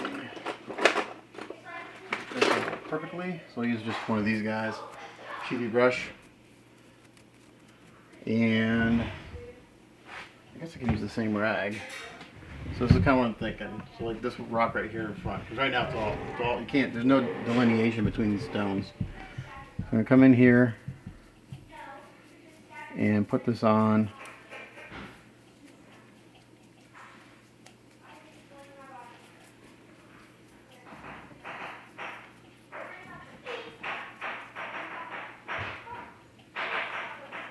I'm gonna be a little more careful with it. I may just leave it. I thought I might wipe it off, but I don't know. I kind of like it. I like what's happening here.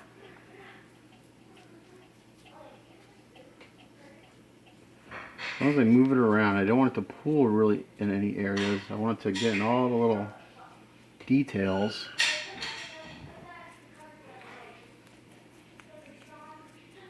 That way when I dry brush, all the little details come out. Now this is an enamel wash, so it takes longer to dry. I can force dry it a little bit. See what happens if I dab some of it off. Let's see.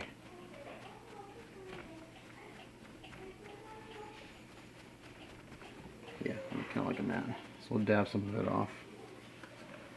So again, all these rocks that are jutting upwards, I'm going to do this kind of treatment too.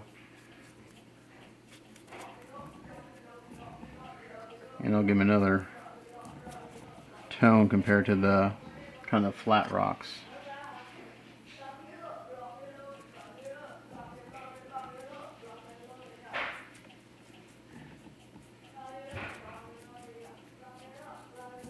I hope I have enough of this wash in here to do that. I'm getting low on this color and I use it a lot. I like it. The Starship wash is one of my favorite washes to use. I don't know, it just seems like a really good color to do just about anything with. So I'm going to avoid getting it on these flat rocks, and I can work on the transition with pastels at the very end. Remember, I like to do pastels at the end to do kind of my last little bit of shadows and shading and stuff. Just have more control over it.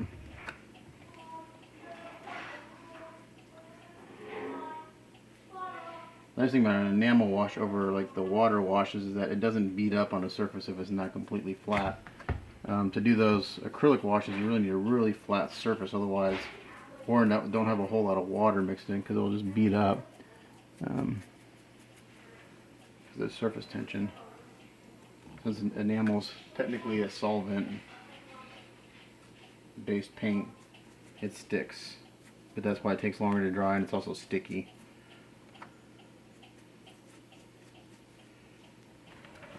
And I'm gonna go kind of blot some of this off.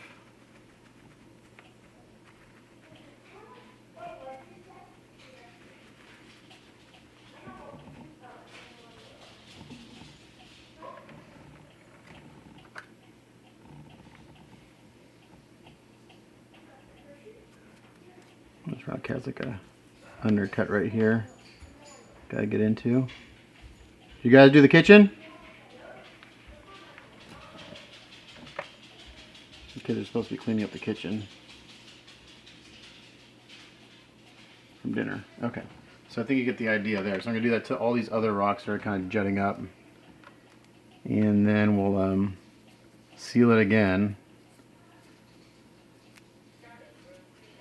And then I may do something to these flat rocks. Add a little more. I may add a little yellow to them, I think. Gonna do some clear yellow or something. Do a yellow wash on them. So yeah. So once that dries down, you'll see definite delineation between this type of rock and the rocks that he's standing on. So that's what I want. So I'm gonna do that to the others, and then we'll come back after it's been sealed. Okay. So while that first wash is drying, it's looking really good, getting a really nice effect on this rock as it dries down. You can kind of see here. I may just have to go and do one little bit of dry brushing to bring up some highlights, but it's looking really good. So I'm just going to let it do its thing. It's taking a while to dry. I'm going to go ahead and do a wash on the other part, and for that I'm going to do a gray wash, I think. And this is Streak Grime. So this is going to be a little bit lighter. And for this, I'm going to test a little spot right here. Alright, that's not doing what I want to do. It's doing the exact opposite. So let's take that off. That's not what I want to do. I need a dark gray. That's too light. Let's see, what do I have? Oh, I know what I was going to do. Never mind. I had a brain fart. Let me wash this brush out. I'm going to do a yellow wash on this just to tint it. This is dark yellow Vallejo wash. This is a water-based wash. So this is like a true wash. It's just going to kind of stain everything. Again, we're just doing this is just all the undertones. Spend more time doing that than I do like the actual color. Oh, it's just kind of how I work. Oh crap, that's not good. Well, thankfully nothing happened to it, but my Dr. Doom helmet just fell down. I can paint him tonight probably. Luckily nothing happened to him. Okay.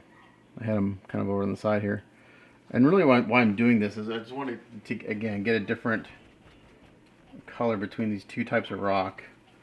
I'll probably end up dry brushing them both in the same types of grays and whites for the highlights, but because of what I've done here, they will look different.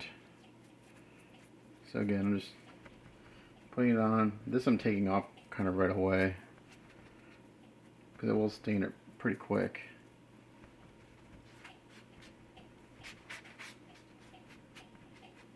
And this will dry faster because this is a water-based color or wash, or the MIG is an enamel-based.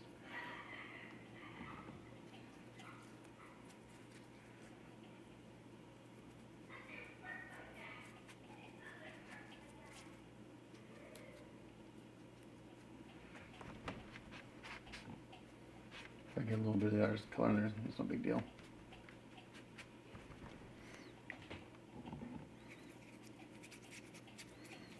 So again, this is just going to kind of stain this.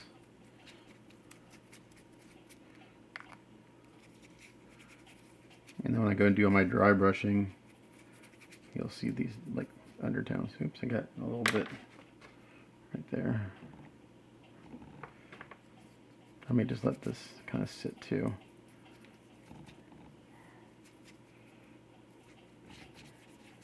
I just don't want grays. It's boring. Rock is just not gray. It's got all sorts of different tones in it. So you're still going to see the raw umber I did underneath this, because this is super thin. This will. This is a very watery wash. It's very thin. Not a lot of pigment in this at all. It's just to stain it.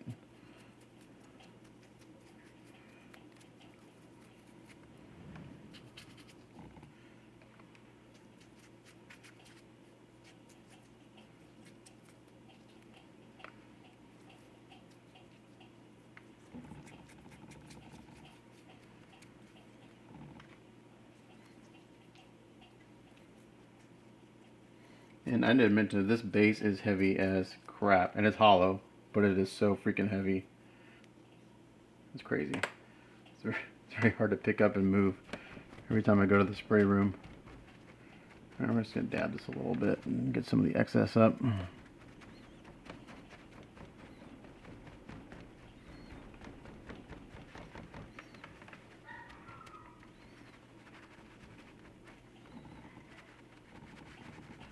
Let some of it kind of puddle and stain those areas. But here you can see where I kind of did it. I went over that area twice. It does make a difference if you go over something an area twice with this. It will double the darkness or the effect. So if you want to get it very consistent, just don't go over an area more than one time. If you're not going to do it to the rest of the area, you can get it kind of weird. Now if it goes down into crevices, I don't care. It'll just darken those crevices.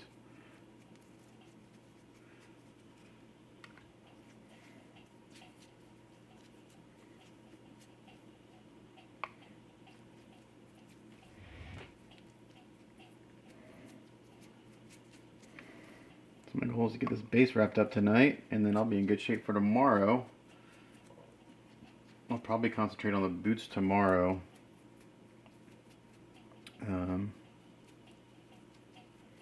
Because there's a lot of, the boots are the hardest part of this, or the most time-consuming part of this piece, because it's got masking and all that stuff. As far as the thing, I'm not sure if you call it skin, but the rock on his, I'm gonna call it the skin, because it is his, I guess, his exterior. My client wants to stay away from an orange tone, which I tend to agree. Sometimes it gets a little too orange, I think. People make them too orange.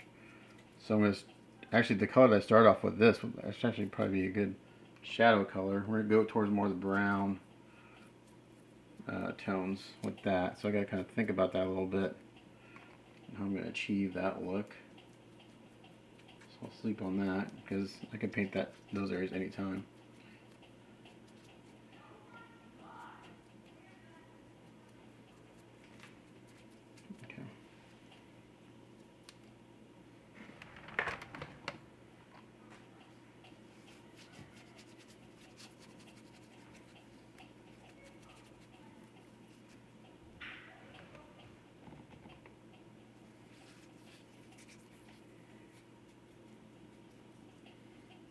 Any little inconsistencies in this wash or anything will be hidden when I do the dry brushing.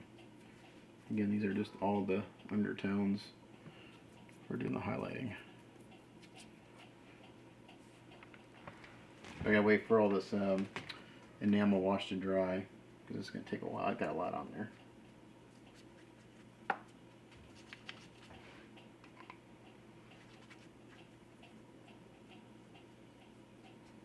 Alright, so I kind of hit all that rock. With that, I'm going to go ahead and dab up the rest of the excess. And then we're going to let it dry. And then we'll seal it again. And then we'll go on and do some dry brushing, bring out all the details and everything in this.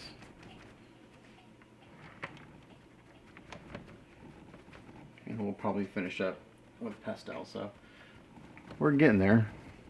A base like this usually takes me, if I didn't have to wait for stuff to dry, it's just straight paint time, 3 to 4 hours. With dry time, 5 to 6 hours probably. So it depends on how late I want to stay up till tonight. I've already got a very long day on this piece. I started at 9 and it's, what time is it right now? It's like 8 o'clock. I've got 11 hours in on it already for the day. But if I don't, I'll try to get the base done. If I don't, we'll just finish up tomorrow. I'd like to get it done. It'd be in really good shape. The next project after this one is going to be Aquaman. That's going to be very long. I'm estimating at least 2 weeks.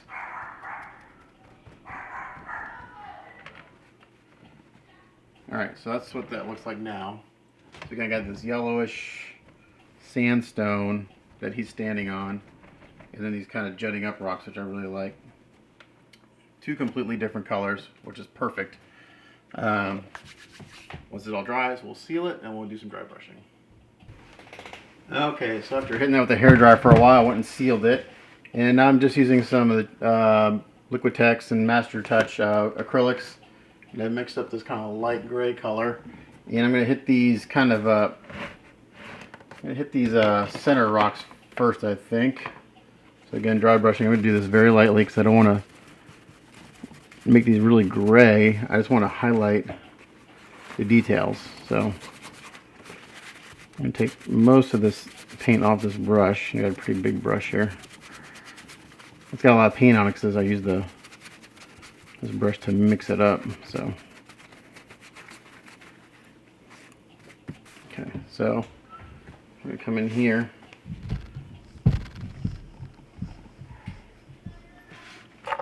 Oops. I dropped my paintbrush on here. I can get that off with some water. There we go. Alright, so I'm going to come in here.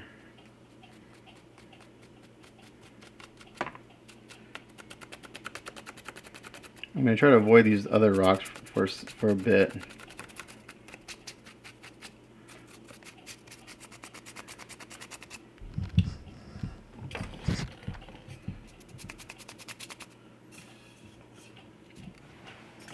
The lights adjusted here.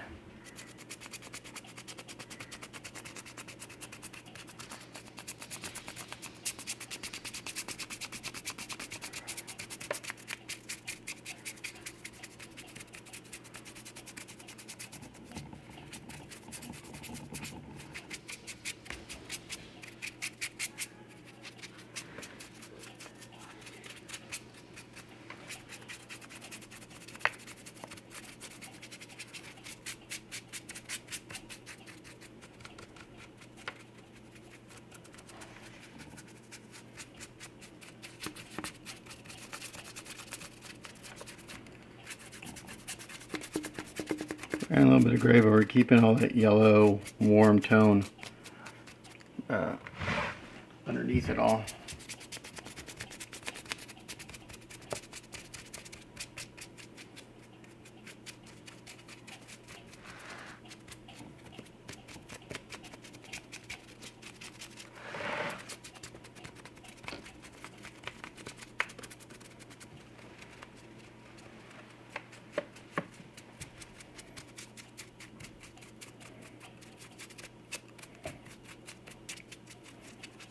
The very last step will be, I'll go with some pastels and add shadows.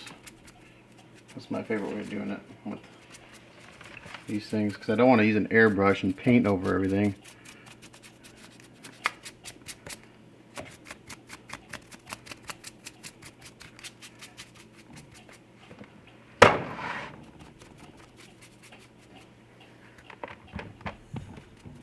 I'm sorry, my arm's right in the way, but I gotta lift this up. It's really heavy. I'm just trying to get underneath it a little bit.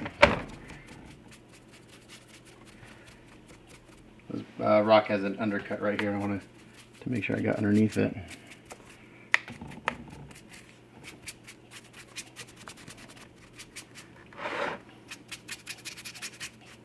So I'm using the very flat part of the brush really.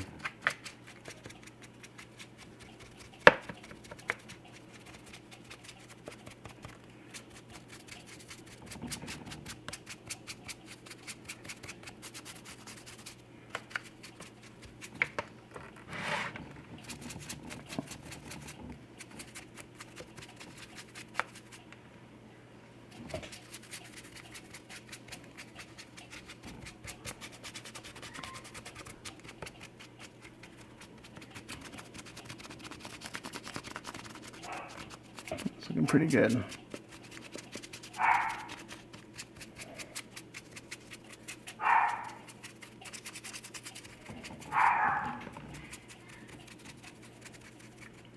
One more time, I think.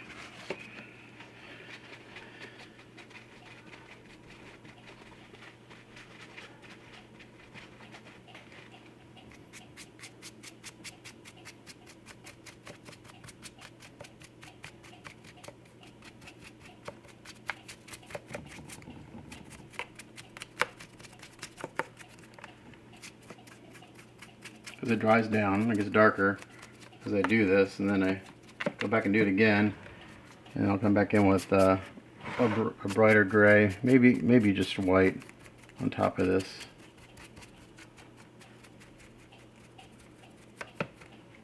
Oops.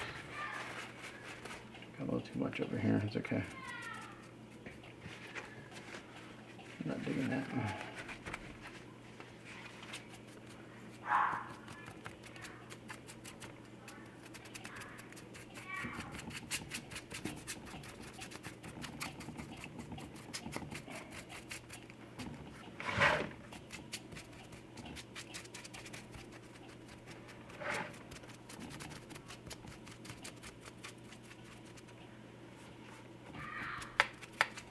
When I do the other rocks, I'm going to add a little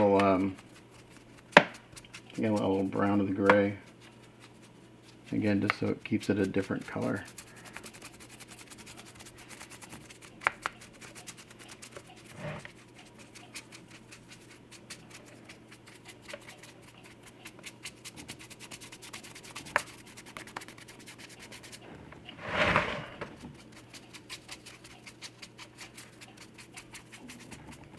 I'm going to go in here with a little bit of the bristles. Now I'm using the bristles. I want to get a little more of this on some of these surfaces.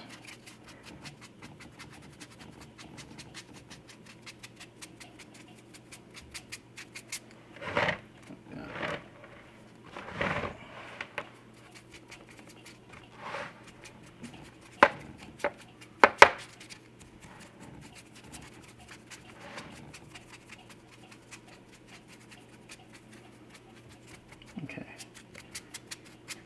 that's looking pretty good.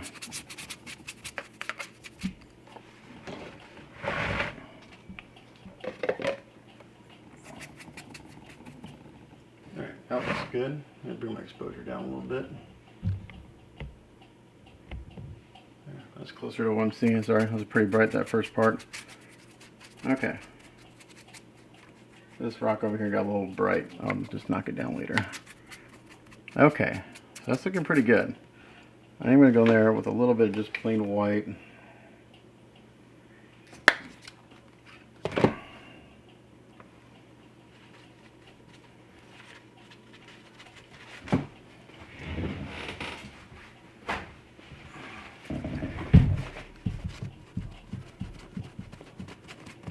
Okay, this is straight white now.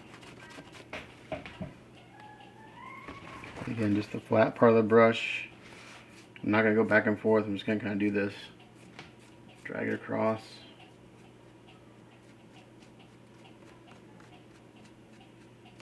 Even though it's straight white, and it's going to dry down a little bit.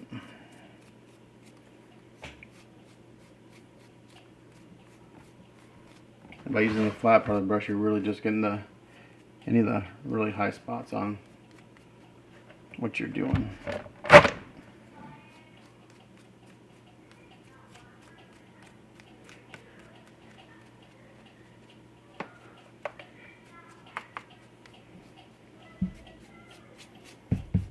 It's looking a little flat right now because I don't have any shadows, but we're going to go back and put those in. I got midtones and highlights right now.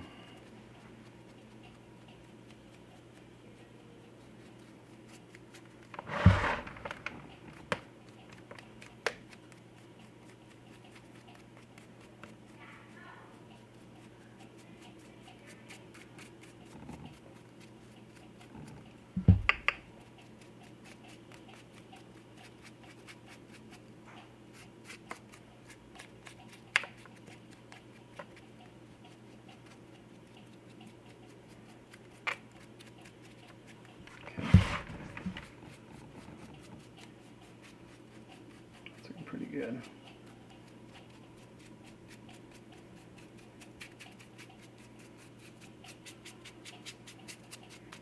Alright, now I'm going to keep that gray that I got. And I'm going to add some raw umber to it. That's what I did the wash in. So now we're just going to make a warm gray for the other stones.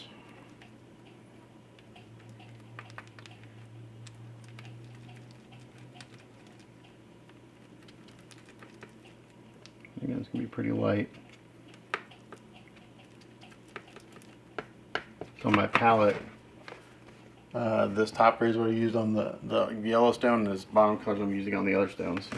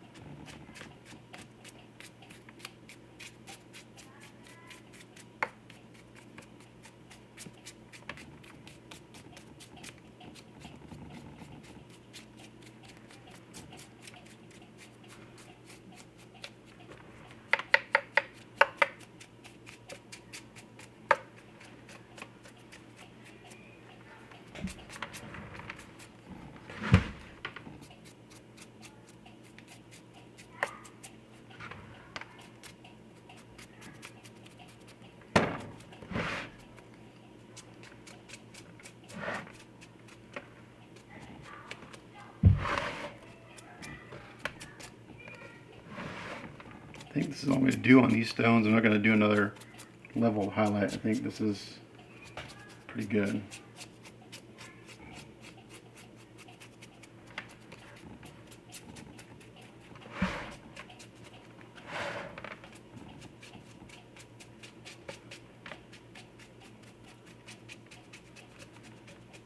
I'm just going from the top down on these guys.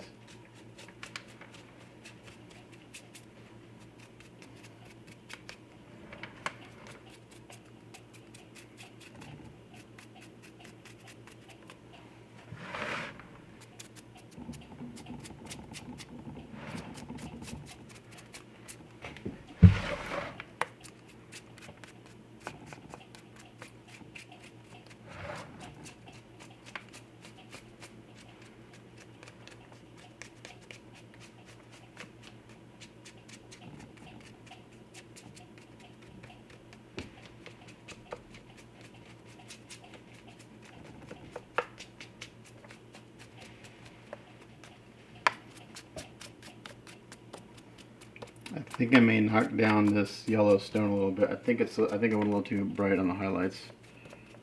I'm kind of not liking it right now. Now I've got this going on here. I like these, how these are looking.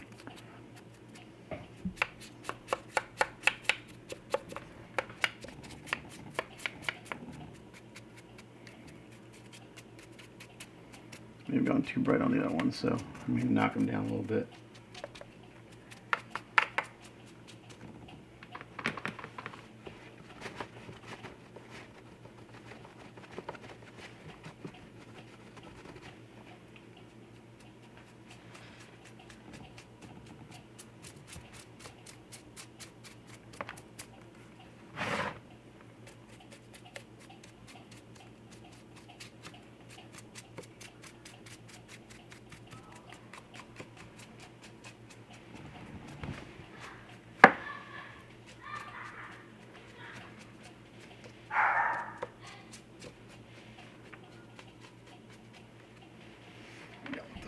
there's an undercut.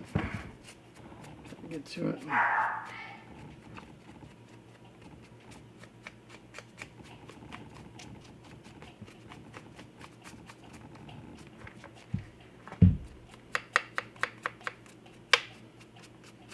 What I may do is go back over this stone with this highlight color.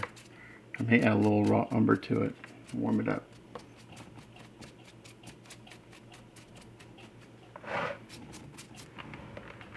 I'm really liking these rocks. These are looking really good.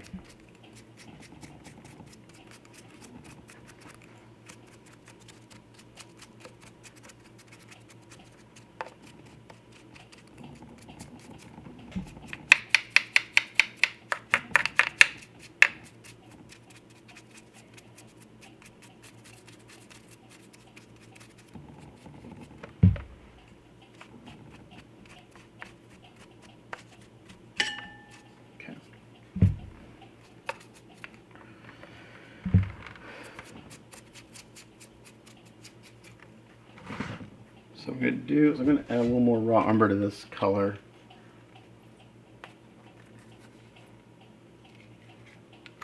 And I'm going to bring this other color down a little bit.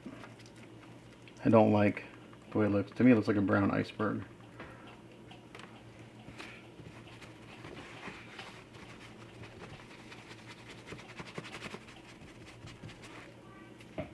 Bring it down a little bit.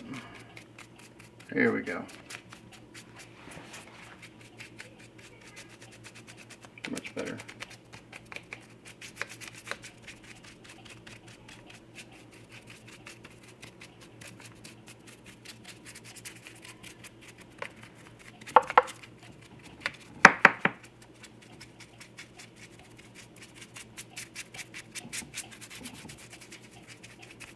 Kind of ties them in a little bit.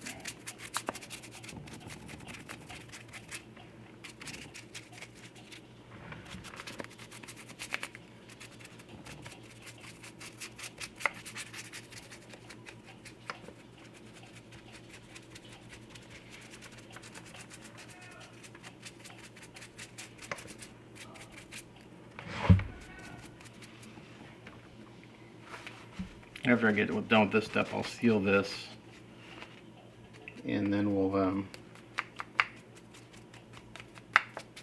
look how it looks. I think it'll look really good, and then we'll probably go in with pastels and finish up adding shadows. Because again, right now we got a lot of midtones, a lot of highlights, not a lot of shadows. So I'm gonna finish this and seal it and come back. Alright, so it's all been sealed, and now for the messiest part of this whole process, well, maybe not, are the pigments. So for this middle one, I think we're going to use this, let's see what this dark earth looks like. This may not be dark enough, let's see. No, it's about the same color, so that's not going to work. Graveyard dirt, probably. Let's see what this does. So a little graveyard dirt.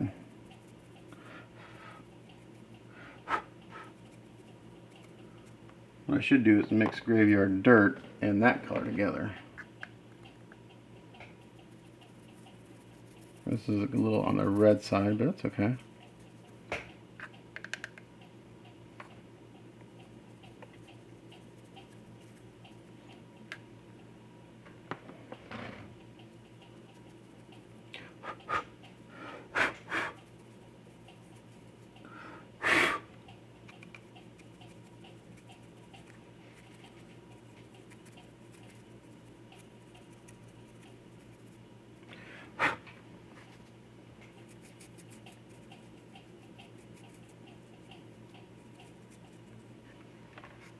Let's see, this is doing what I want it to do.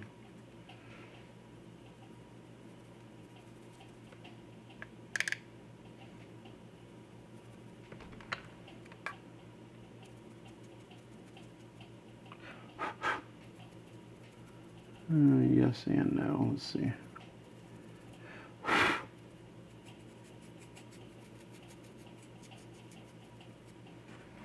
don't know if you can see it. Oh, you probably can't because of the way the camera's angled.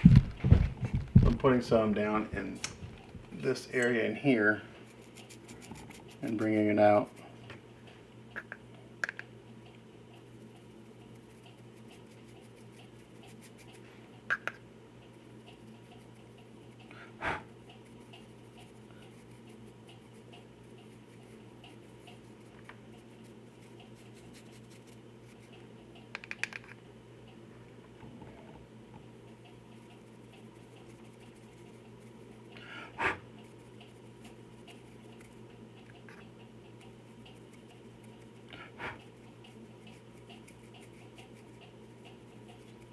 I'm kind of digging this. We'll go this direction with this.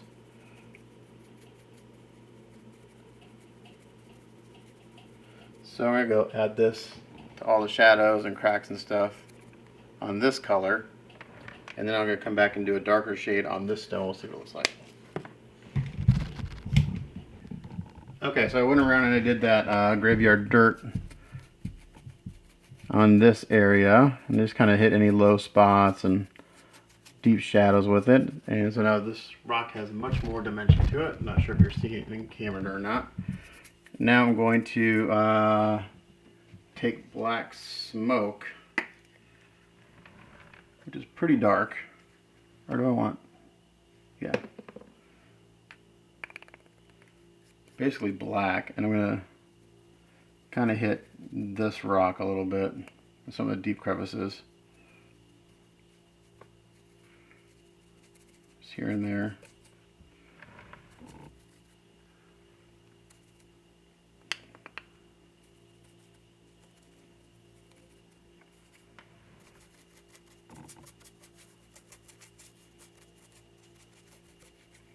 Just like this, pretty light.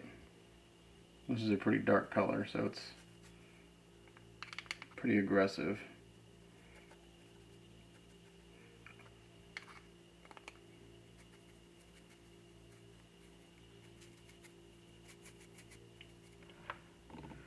You can probably see better what I'm doing if I come up here and do a little bit.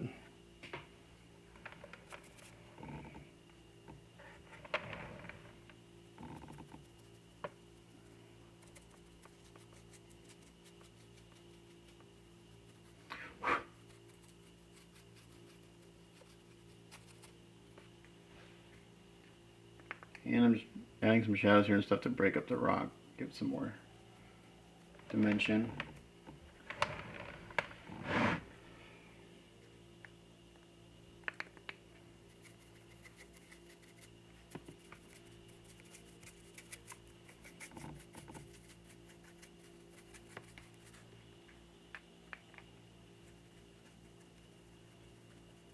So we're going to do that, and I'll seal it and come back and look at it. Alright, so I sent some photos of this to my client last night, and he's digging it, so I'm going to call this work in progress done, even though I'm just going to keep working on this thing, so the videos aren't crazy long. So next one I'm going to do, it's actually, this is dried overnight, because I was up late working and put in about 15 hours on this guy yesterday. So next steps are going to continue working on the boots. The boots are the most work on this kit, I think, and I'll probably get Dr. Doom's head metallized. This has had a good chance to dry. This is just Krylon gloss, and it stays tacky for a while. So we're going to do that in the next work in progress video. And deciding whether I should glue the belt on. I should keep that a separate piece. I need to paint the trim and then number 4. So we got to do that. Probably the last thing I'll probably do is work on like the rock skin of him. But the cape is done. The base is done. The legs are done.